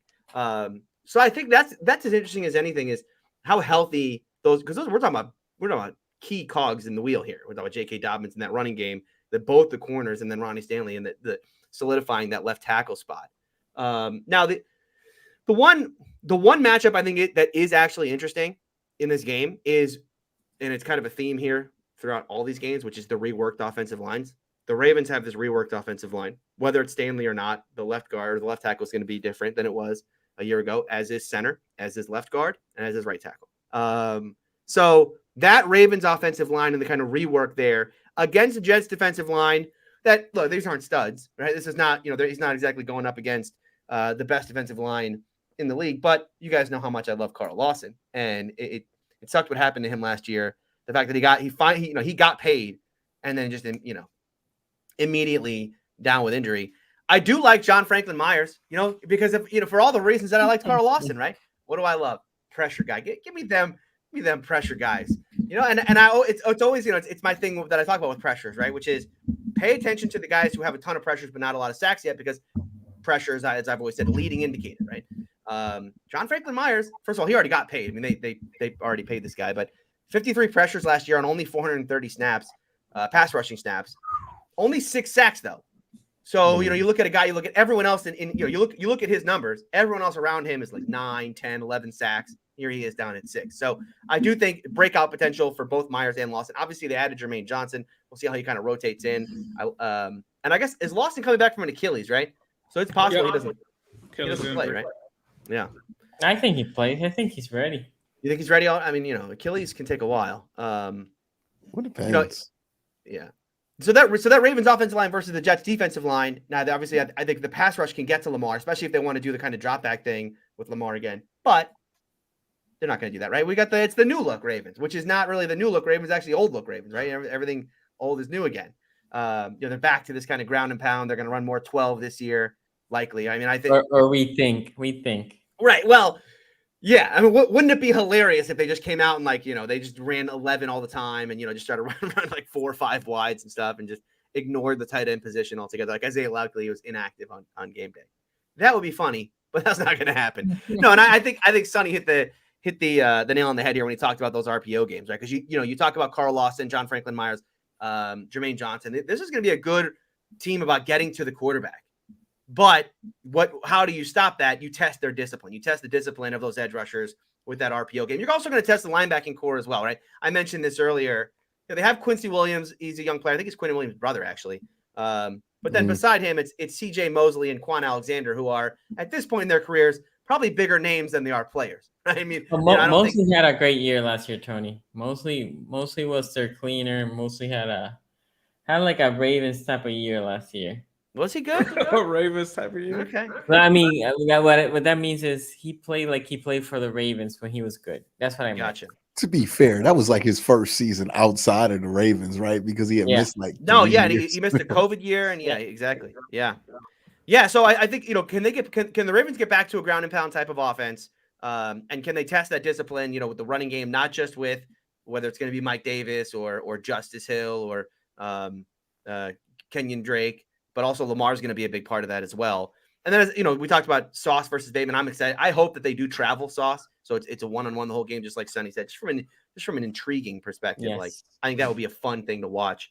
The problem for the Jets is going to be, how do you stop Mark Andrews? And if it's Mark Andrews and Isaiah Likely out there at the same time, and now you have 2 threats that they like, how do you stop both guys in there? And obviously, you're going to have Sauce traveling, but it becomes kind of a numbers game for the Jets when you start thinking about the amount of playmakers that they have in that secondary and in that linebacking core and who's going to be matching up in each situation. But the Ravens are going to have some problems here, I think, with explosion. Right? We've talked about this before. No Hollywood. Who's going to provide that explosion down the field? Are the Ravens going to have to be kind of a 12-play, 10-play drive type of team, or can they create the kind of splash they used to? Because Dobbins was that guy in the running game for them back in the day, but he's not going to play in this game. And, I don't know. I'm not a Duvernay guy when it comes to, him as a deep threat. Over on the Jets offense, everybody hit this. Joe Flacco. I mean, this is Joe Flacco. We're talking about Joe Flacco. I mean, what we do? Breece Hall's. Yeah, go ahead. Oh no. This is on. I'll let you finish. Okay, so I was just gonna say, Breece Hall's a nice player, but as Sonny said, the Ravens have one of the best run defenses in the league. Yes, they lost some talent up front, but they're not. That's not going to take them from one of the best in the league to a team that's going to be giving up, massive yards to Breece Hall in a game where they're going up against Joe Flacco, and they can kind of play the run and let everything else happen behind it. This wide receiver core is a weird one. I like all the talent in it. I just don't understand how they're utilizing it. I liked Elijah Moore a lot, like everybody else did coming out. But I thought he would be much better in the slot. It seems like they use him as an outside receiver, and Braxton Berrios is their slot. Okay, so if you have Corey Davis, Elijah Moore, and Braxton Berrios are your 3 receivers, and you drafted Garrett Wilson like 10th overall. He's wide receiver 3 is what I heard right now. Yeah, but when? Like, who's coming off the field? right? Because if Berrios is your slot, I mean, I guess you could have packages where Moore goes inside. Right? Yeah. Davis is up in there. I would just assume it'll be Davis. Yeah, All but these Davis Browns fans was mad that the Browns didn't keep their first round pick and take Garrett Wilson, and we all should have just took George Pickens. Like it just was right there. You know what I mean? But that's what's hilarious to me. Again, Jamar Chase was the exception to the rule. The best wide receiver always in the second or third round of a draft. It always happens like that. Well, sometimes it happens like that. So my pick in this game, my pick in this game really comes down to this. Obviously, the Ravens are going to win the game. The question is, what Vegas is asking me is not are the Ravens going to win? Are the Ravens going to win by 8? Are they going to win by 2 scores? Yes. Are they going to be able to win by 2 scores? Do I believe that the Ravens and this whole work that they were last year, where they would do this whole fake, like, we're so bad, we're just a bad team, but look how bad we are, and they would get down by 1 million scores early, and then Lamar would come back in the second half, like, oh, hero Lamar is here, oh my goodness, that's Lamar Jackson's music, and then 4 touchdowns, and they came back and win in overtime. Stone Cold comes. Yeah, exactly. Like it's like, oh, this is cute that they do this every week, but I'm kind of getting bored of this. He hulks up. Yeah, exactly. It's exactly that. Yeah, 2 is like you quarterback option 45 yards. So do I actually believe that they're done with that? Look, how many times would the Ravens have covered this spread a year ago? They won 8 games last year. I know they had all the injuries, but I still have question marks about them when it comes to the injury stuff. How many times have they covered this last year? They would have only covered this spread 2 times last year. I think this game might actually be closer than we all think. I'll take the Jets. I'll lay the points. I'll take the points. And I'll take the Jets to cover 7.5. But not to win. Not to win. Oh, I mean, come on. By the way, Sonny, I was watching Clemson play yesterday on Monday, and I was like, boy, if the Ravens have a decent first round pick, they are 100% spending it on Trenton Simpson. Like that is the prototypical Ravens 3-4 outside linebacker, Tyus Bowser type guy. Like, oh yeah, that's who y'all gonna go for. If y'all got like the 15th pick in the draft, that's y'all dude. That Clemson defense is loaded. No, that kid's crazy though. That kid's super quick, crazy. Here, but by the way, we drafted another outside linebacker, but he's hurt, obviously, Ajabo. So we'll see what happens with him. But anyway, that would be good though if they had Simpson and Adafe. That's a lot of athleticism on the outside. Chase Brown here says, don't forget about Robinson. Yeah, I mean, Robinson played 1 preseason game. I think he's wide receiver. Oh, DeMarcus Robinson. I forgot about DeMarcus Robinson. He's the deep threat. They got to hit him. Yeah, they got to get him involved. I think he's a big part of this game. Are you serious? Yeah, they got to. I think they got to look. The Ravens live on. He's the receiver. They cleaned him off waivers, dog. Like this is not good. Yeah, but like that's their. What are we talking about, Q? We do this all the time. Why do we do this? Okay, we act like that's the point of no return. When you talk about a dude off waivers, got to have a big game. That's the Ravens. That's a problem. That's who they are. That's who the Ravens are. That's just who they are. He's been trending. He's been trending on the Ravens. No, this is peak Raven fans getting excited about wide receivers here. Have we not been doing this show since 2019? How are we not hip to the plays that Raven fans call every year? They call this one every year. Miles Boykin. Remember they did this with Miles Boykin 2019? Hey, Miles Boykin's good. Made the Steeler roster. Okay, they've been planning this play since Bernard Perriman. They've been running this play, dog. We know this play. No, he's not getting tick in this game. Misunderstanding. I'm not saying DeMarcus Robinson's a good receiver. I'm saying they need a player like that to work for this thing to be a long-term success. I refuse to believe he's gonna get more than like 10 snaps in this game. Like if he gets 5 targets, I'll be astonished. Isn't he listed wide receiver 2 for them? That's crazy. No, I think he would probably be right now like wide receiver 3/4. He was a third. He wasn't even like a 53-man cut waiver pickup. He was an 84-man cut. No, man. No, man. I'm not about to disrespect from that deep. That's just nah. Okay, that's why I didn't want to mention him because he just came to the team, and I didn't want to, say anything about it. But anyway, we had Tyler Becker here says, "I'm still depressed. The Browns didn't take Pickens." Okay, we got K York though. Ravens in the poll. Ravens 77, Jets 23.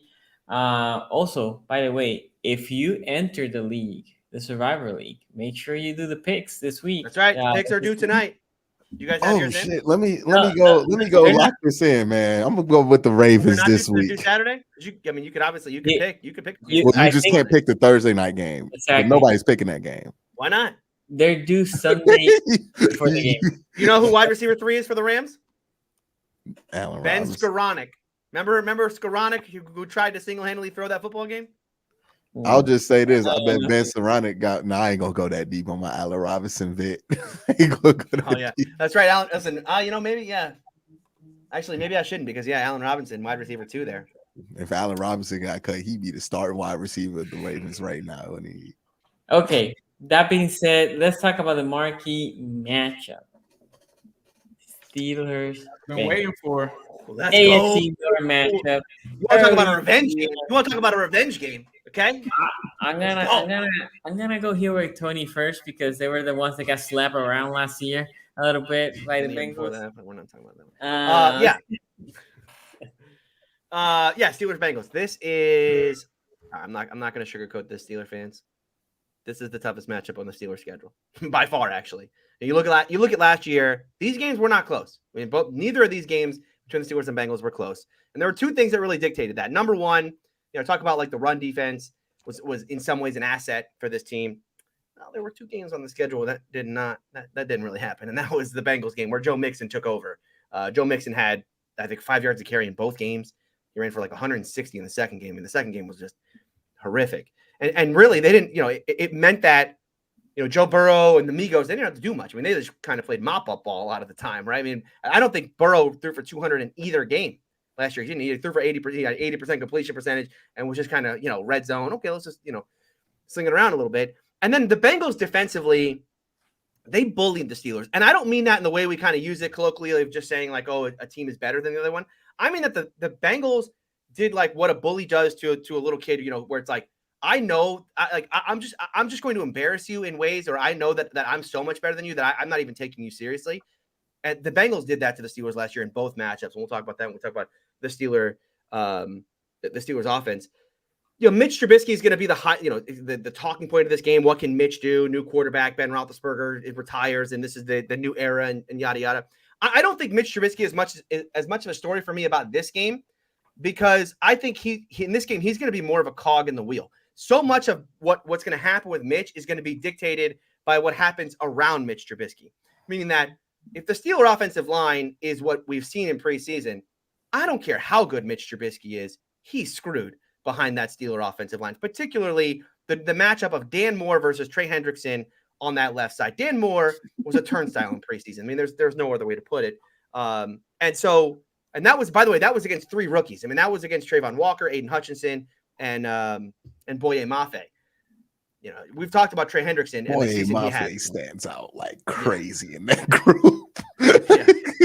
Yeah. And so now he's going up against Trey Hendrickson. Look, he's going to have to be helped. He's going to have to be schemed around, no doubt about it. I think if the Steelers are going to have any sort of bright light on this offensive line, there's any part of the offensive line that may surprise some people, because when we talk about this offensive line, we talk about it's all bad. I don't know that it's all bad. The left side is certainly a problem, but I think the right side got more solidified as this process went along. And I was more happy with what I've seen from Chooks on that right side, who's a player who, we just kind of know who he is, right? Solid pass blocker, not a great run blocker, but, again, not a disaster by any stretch. And then beside him, I thought James Daniels had a really nice end of the preseason, showed some of the things we saw from him in Chicago. Seems like, as we talk about with fans, right? What do we always say about offensive lines? They got to gel. They're starting to gel on that right side a little bit. And then there's the wide receiver core. And I think this is a huge one. What happens with Deontay Johnson? Deontay's hurt right now. Deontay hurt his shoulder in that last preseason game, and he is limited in practice right now. They are not sure he's going to play. And obviously that's going to be a big thing for the Steelers, because he was the number one target for this team, 150 plus targets last year, 100 catches, right? He was the guy that was the chain mover on third down a year ago. So obviously you lose that player, you lose the productivity. But it's not just that. The reason why losing Deontay is going to be such a big deal for the Steeler offense is the trickle-down effect it's going to have with how they're going to have to play from a schematic perspective with these wide receiver core. You talk about losing Deontay, that means Claypool goes from being the slot receiver, where I loved that matchup against Mike Hilton, because I think it meant one of two things. The physicality mismatch there between Mike and Chase was huge, and it might have meant you got muted. Uh-oh. Am I back? And now you're back. Yeah, see, when I hit the mic, something's wrong with the mic, or when I hit it, It like mutes me. No, what I'm saying is this may have been a game where if the Steelers could have taken advantage of Mike enough, you could have seen them where they had to take Mike off the field, maybe put Trey Flowers in the game just because of the size mismatch, which I thought would have been a big deal. You know, Mike Hilton, you guys know how much I love Mike and what a playmaker he's been. But now that means you're going to have Chase on the outside, Pickens on the outside, and probably Gunnar Olszewski in the slot, or Steven Sims probably at times. And I've liked what Gunner's done in preseason, and Steven Sims is an interesting player in the open field. But boy, that's going to be a huge loss if they don't have Deontay.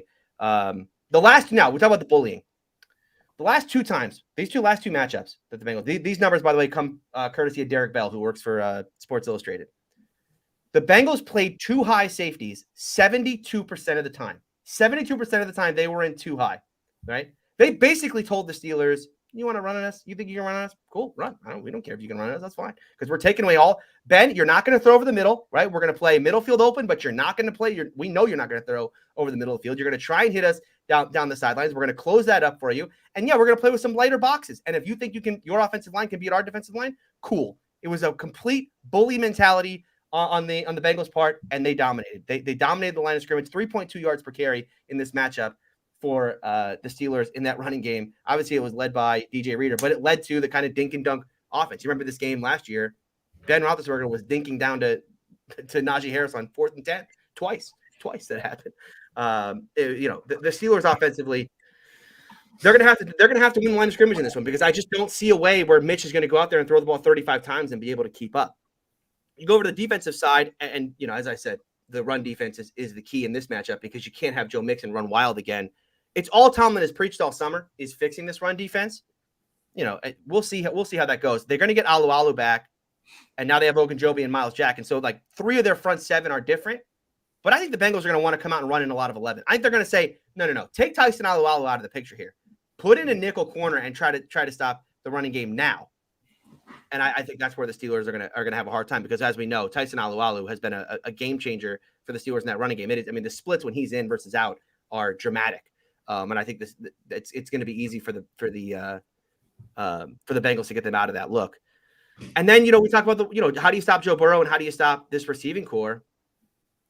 You got to get pressure. You got to get pressure on Joe. But again, it comes down to the running game first. It's not going to matter how much pressure they get on Joe. We could talk about the Titans game and how the Titans got pressure with 4 in that one. I think the Steelers have a front 4 that you could say, okay, I can imagine a world where TJ Watt, Cam Hayward, Alex Smith, and Larry Ogunjobi can get some pressure against an offensive line that hasn't played together very much. But how do you take advantage of an offensive line that hasn't played together very much? You want to do a lot of things that can confuse them, right? You want to confuse the communication. These aren't rookies, right? These are guys who have all played. They haven't played together yet. And so you want to try and do some of that. But we know Joe Burrow is so good against the blitz. How are you going to get Joe in situations where you can bring pressure, right? And bring and mess with the communication, but not let Joe understand where the pressure is coming from and let what he do what he does so well, which is take advantage of that pressure. Again, it's why I think this is such a poor matchup for the Steelers on both sides of the ball, because everything the Steelers can do to kind of counter what the Bengals do almost in some ways plays into the Bengals' hands. Look, I'm never going to rule out Mike Tomlin. I'm not going to sit here and say, like, I give the Steelers 0% chance of winning this game because, we would have said that last year against the Bills, and the Steelers, they shocked the world in Buffalo. So I'm not going to rule out the Steelers. But yeah, look, if I'm being honest in this one, I have the Bengals. I would lay the points. It's my 6.5. It's pretty much stayed there the entire time. And I would say that's probably the safest bet is the Bengals are going to win this game by a touchdown or more. Okay, Ace. Yeah, I think for this game, the fact that the Steelers came out and announced Mitchell Trubisky as a starter, I think took the air out of this game, right? Because I feel like if you put in Kenny Pickett, there is kind of the unknown there, right? You could probably do some things with him. There's a lot of things that I think makes the matchup more intriguing. I didn't know about Deontay Johnson. I expected Deontay Johnson to play, so that is definitely a cause for concern. But it's funny because I've been telling Bengals fans all week, that's the matchup that I'm worried about. If Deontay Johnson was to play and Pickens was on the outside, you've got a 5'8" guy on a guy that's 6'4". Like, I don't care how good that 5'8" guy is, 6'4", and how, whatever you think about Chase Claypool, I honestly think he's a decent player. That was a bad matchup for us. So I was thinking this whole week, how do the Bengals essentially combat that. And I did think, like Tony said, maybe it's Trey Flowers, maybe you throw Dax Hill in there, but it can't continue to be a situation where Mike Hilton is on him at that time. And then you also talk about Freiermuth, they could bring him in. But from, I think, that standpoint, the thing that bodes well for the Bengals, as Tony mentioned, is you talk about the Steelers' offensive line and them struggling going against this Bengals defensive line with Trey Hendrickson. I think that's going to get them into some issues early and often. And I just think with Mitchell Trubisky, I know that they're going to try to do some of the stuff that Matt Canada did last season with some of the quick passes, some of the scrambling. But I think one thing about this Bengals defense is it's really been built really for Lamar Jackson. And this is going back like 2 years ago. Once they went against Lamar Jackson and the Ravens, they really tried to grab personnel that were able to, number one, stop the run, and then also get guys that could get around and try to be agile and stop mobile quarterbacks such as Lamar Jackson. And so obviously Mr. Trubisky, that's something that he does, but that will be something that the Bengals defense is ready for because, as I said, that's essentially what they built this defense off of. Offensively, I think that the Bengals are still gelling with this offensive line. One interesting matchup, I think, in this is La'el Collins versus TJ Watt. Like, how is that going to play out? Because we've just never really had an answer for TJ Watt, even though last year for him against us wasn't an amazing year. I still remember when he had to go against Bobby Hart. So I'm glad that we finally have someone to combat him there. But I think a lot of people are also sleeping, and we kind of did this on the show. We talked about Wormley. We talked about Ogunjobi. They've got some guys that they can move on there. And with us having Cordell Volson, the rookie starting left guard, him against Hayward is going to be interesting. Like, that's one of the matchups that I'm definitely looking at, how that rookie is able to bring stability to that position and try to hold up against, Cam Hayward, who just had an elite season last year. So from a Bengals perspective, that's what you're kind of worried about. It'll be interesting to see how the Steelers play Jamar Chase and how teams play Jamar Chase this season. But I think Jamar Chase, honestly, isn't the guy that I think is going to have a big game in this game. I think he might do some Jamar Chase things, maybe get a touchdown. But I think the guy that you got to watch out for is T. Higgins. T. Higgins, unfortunately, his father just passed away. I think it was about last week. His father's birthday is on Sunday.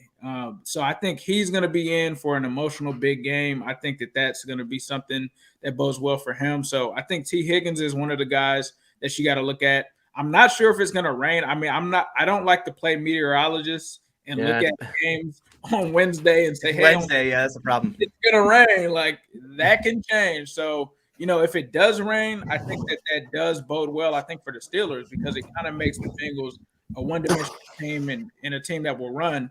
Joe Mixon, I think, is going to be huge in this game. I think that the Steelers, even though they struggled with that run game last season, I think they do have Tyson Alualu back, so that's a little bit different. They don't have Stephon Tuitt, but having Tyson there, I think, is going to be a huge difference for them.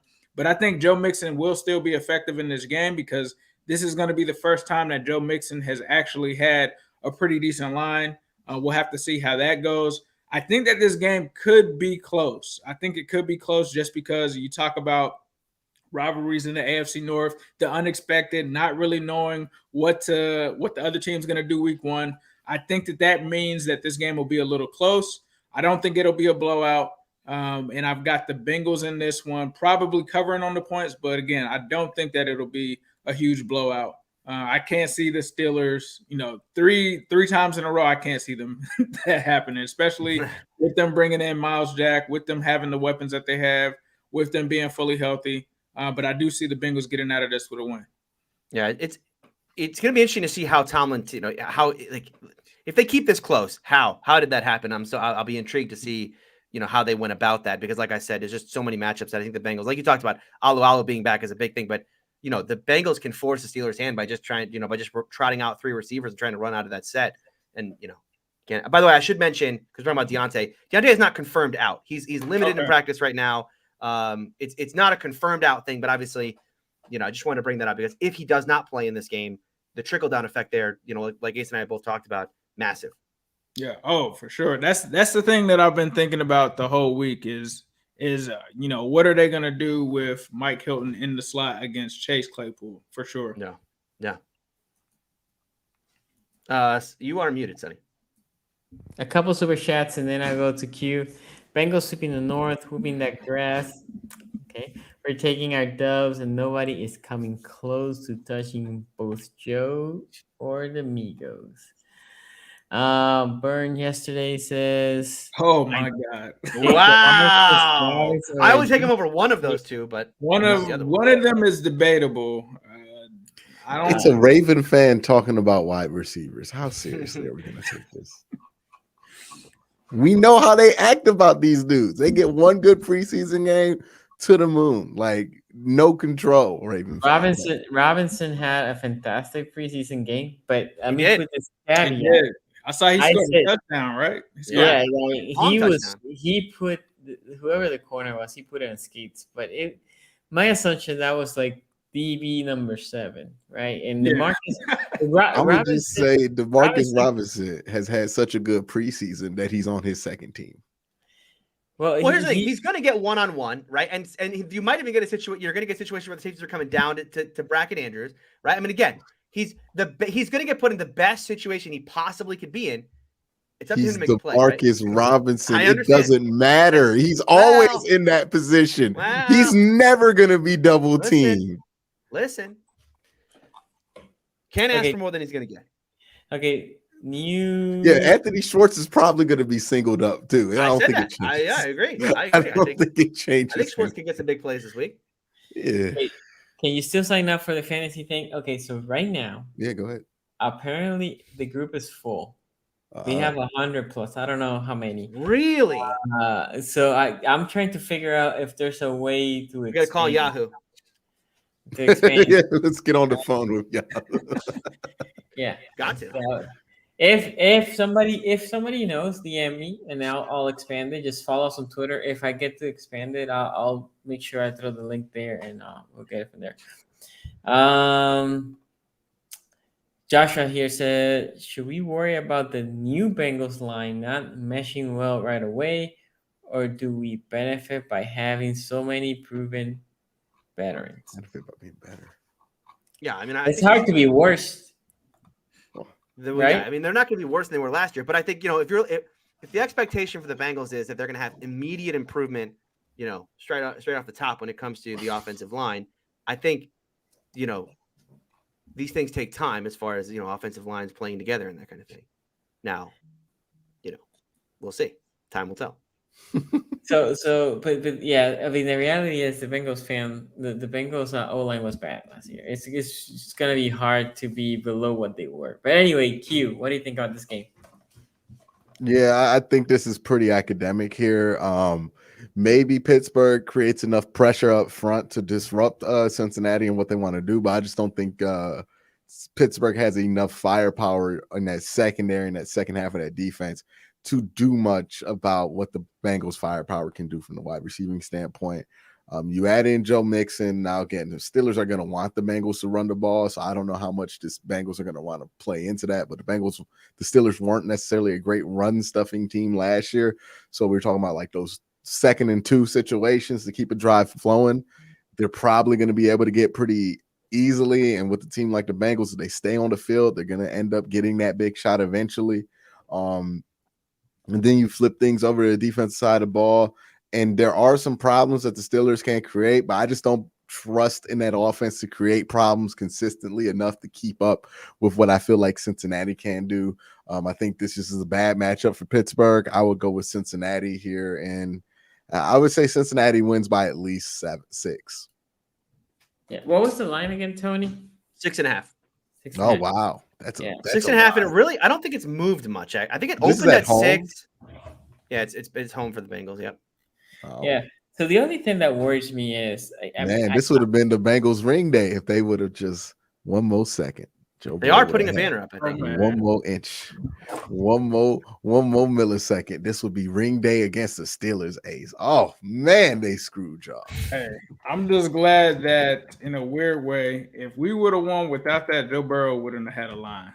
It would have got kind of ugly out there. Okay, so I talked about the amount, the percentage of money on each side of these. So if you go back to the other games, I think like 90% of the money's on the Ravens, to cover in their game. I think the majority of the money's on the Panthers in their game. Vast majority, I'm talking about like 89%. Oh, really? Yeah, it's on the Panthers to cover in that game. This game, 60% of the tickets are on the Bengals, but 54% of the money is on the Bengals. So it's like 50-50. So I already say right now in our poll, by the way, guys, you can poll. The poll is up there. It's been there for a little bit. Bengals 80, Steelers 20. And then here, Ace, why aren't you confident Bengals winning by 20 plus? Is the NFL is what I will say. But Ace, Yeah, I would probably 20 plus is a lot, bro. A lot. Like you can give me with 10 plus 13. You don't 20 is a lot, dog. 20 is a lot. I will say this. Look, I expect the Bengals to win this game. I expect this game to be won comfortably. But the effing Steelers, I think they're better than last year. And these guys don't die. And if you remember what happened last year, these MFers were good on the road. And also upset on week 1 a Buffalo team that was very good last year and very hyped. And how they upset it in one of the ugliest games that you will watch. And bizarrely, they won. So I cannot count the Steelers dead. Although I think they're going to lose and they're going to get spanked. I just think I will say, by the way, if the Steelers do pull off this upset, I won't be here on Monday. Someone else will be here in my place. Another appearance by heel Tony might happen. So saying that, look, the Bengals right now they're just better. And I'm trying to think where the Bengals are not better than the Steelers. Interior D lineman, right? That's one. And that is one that can definitely change the game, right? Because if the interior O-line for the Bengals don't gel, then you getting pressure to that middle, and that can obviously cause problems. I'm curious to see how this linebacking core of the Steelers play, because I think I can see Joe Mixon going to the second level. I want to see how the Steelers not only can finish the tackle, but how they're going to be closing those gaps early to prevent Joe Mixon to not get that big run. And obviously on the passing game, I don't even know what the Steelers are going to do to stop the passing game, to be honest. Other than pass rush the quarterback and yeah, exactly. Get to the quarterback. Exactly. You got to get pressure with Schwartz. It's the Titans' game plan, right? I mean, it's just like, how do the Titans stop them? They just TJ, you gotta get him before he can get it to Jamar. Exactly. It's exactly right. I mean, this is not rocket science. You can't cover all 3 guys. You just cannot. So don't let him see them. Yeah. So, if I'm the Steelers DB, I'll count to 3. I'll count to 2.5. Hands up. I don't care where I'm at in the route. Hands are up. This is what you have to do, Sonny. You got to get to a mosque, a temple, or a church. Yeah, and you got to go in there, and you have to just pray. But I will say this. I mean, and this is very arrogant of me to say, but let's say the Steelers could stop their run by staying in too high. Then it gets interesting, right? Yeah, I know. Yeah, exactly. Let's live in fantasy land, right? Because that's an interesting. Then it gets more interesting. But it's fantasy land. I don't think the Steelers can do that. I don't think they're going to try, right? I mean, they're going to have to bring a safety down to the box. They're going to have to play 8-man boxes in this game. Although, Tony, I don't even know. Maybe not. Weren't you guys great against the run through the middle to that B gap? That B gap was solid last year. Listen, there was no gap that was solid last year for the Steelers. A, B, C, D, E, F, G gaps that don't exist. Okay. Hey man, look, the Bengals ain't. The truth about the Bengals is they ain't shit as long as you can stop the run out of quarters. You know what I mean? Like that's what I'm saying. Exactly. Thank you, Q. That's what I'm saying. Okay. But again, they have a shot because again, last year, who picked the Steelers against Buffalo? None of us. I don't think none of us. Not even I did. And then that game was ugly. I mean, they did beat Buffalo. Everybody's picking Buffalo this year. Week 1 on the road. Yeah. Week 1 on the road. Block the punt. And it's got to be like that. If the Steelers win again, it'll be like that. It'll be blocked punt, blocked field goal, something weird. That's what I'm saying. Long George Pickens, long George Pickens touchdown. Yeah. That's exactly what I'm saying. These MFers don't die. Right now, I don't see it more than they can win. You know the stadium gonna have like half Steeler fans in it too. Yeah. No, but this is like Cincinnati fans probably coming representing. Nah, we sold out. We sold out this season after that Super Bowl. It got real. It's gonna be all Bengal fans in there. I think it's gonna be. There will obviously be Steelers fans. 70-30. No, They'll be well, still- if it's 70-30, that's not good. I was gonna say like 80-20, but I've seen the 70-30 is wild. campaigns this year. Y'all been serious. I saw people tweeting, "We cannot let the Browns run our stadium." They was like, "Yo, it's hard." Like we both live in Ohio. It is hard. Yeah. Anyway, guys, there you have it. That's our week 1 prediction. We're coming back on Monday to review all these takes to see if there's any upset, to rearrange these cubes here. There's gonna be So one, right? There has to be one. one this week in this division. There will be one upset, right? As long as it's not the Ravens, I don't care who it is. Who has more receiving yards, Demarcus Robinson or Allen Robinson? Nah, I like that. Allen Robinson is wide receiver 2 over there, man. It don't You- matter you about will no see man. Allen He was wide Robinson. receiver 1 last year. He was putting up 50. Isn't Allen Robinson up for like comeback player of the year? Oh, before a game is played. Comeback player. By the way, you know how sorry you got to be to win comeback player of the year without being injured. Hey, Mitchell's Fair. about to win it. So Mitchell Trubisky, Baker Mayfield, and Allen Robinson all eligible to win comeback player of the year without being injured. you know It's who's not winning it next year? James Washington. I thought you was about to say something more salacious than that. Oh no. No. I was like, he about to go there. That one. But anyway, so yeah, next week we'll be back here. We're trying. So guys, basically we're gonna be streaming for now Monday and Wednesday. If we're gonna change those dates, we'll let you know. But Monday and Wednesday is where you can find us here as the season gets rolling. Also follow the guys, right? We're all gonna be doing videos of reviewing our specific games, previewing the games. So again, go check individual channels if you want a little bit more in depth. And thank you so much. Before you leave this, just make sure you like the video. If you want to do us a solid, make sure you like the video. Also, True Classic, fantastic shirts. If you want a shirt that fits well, go check them out, guys. Thank you all for watching. We'll see you next time. Peace out.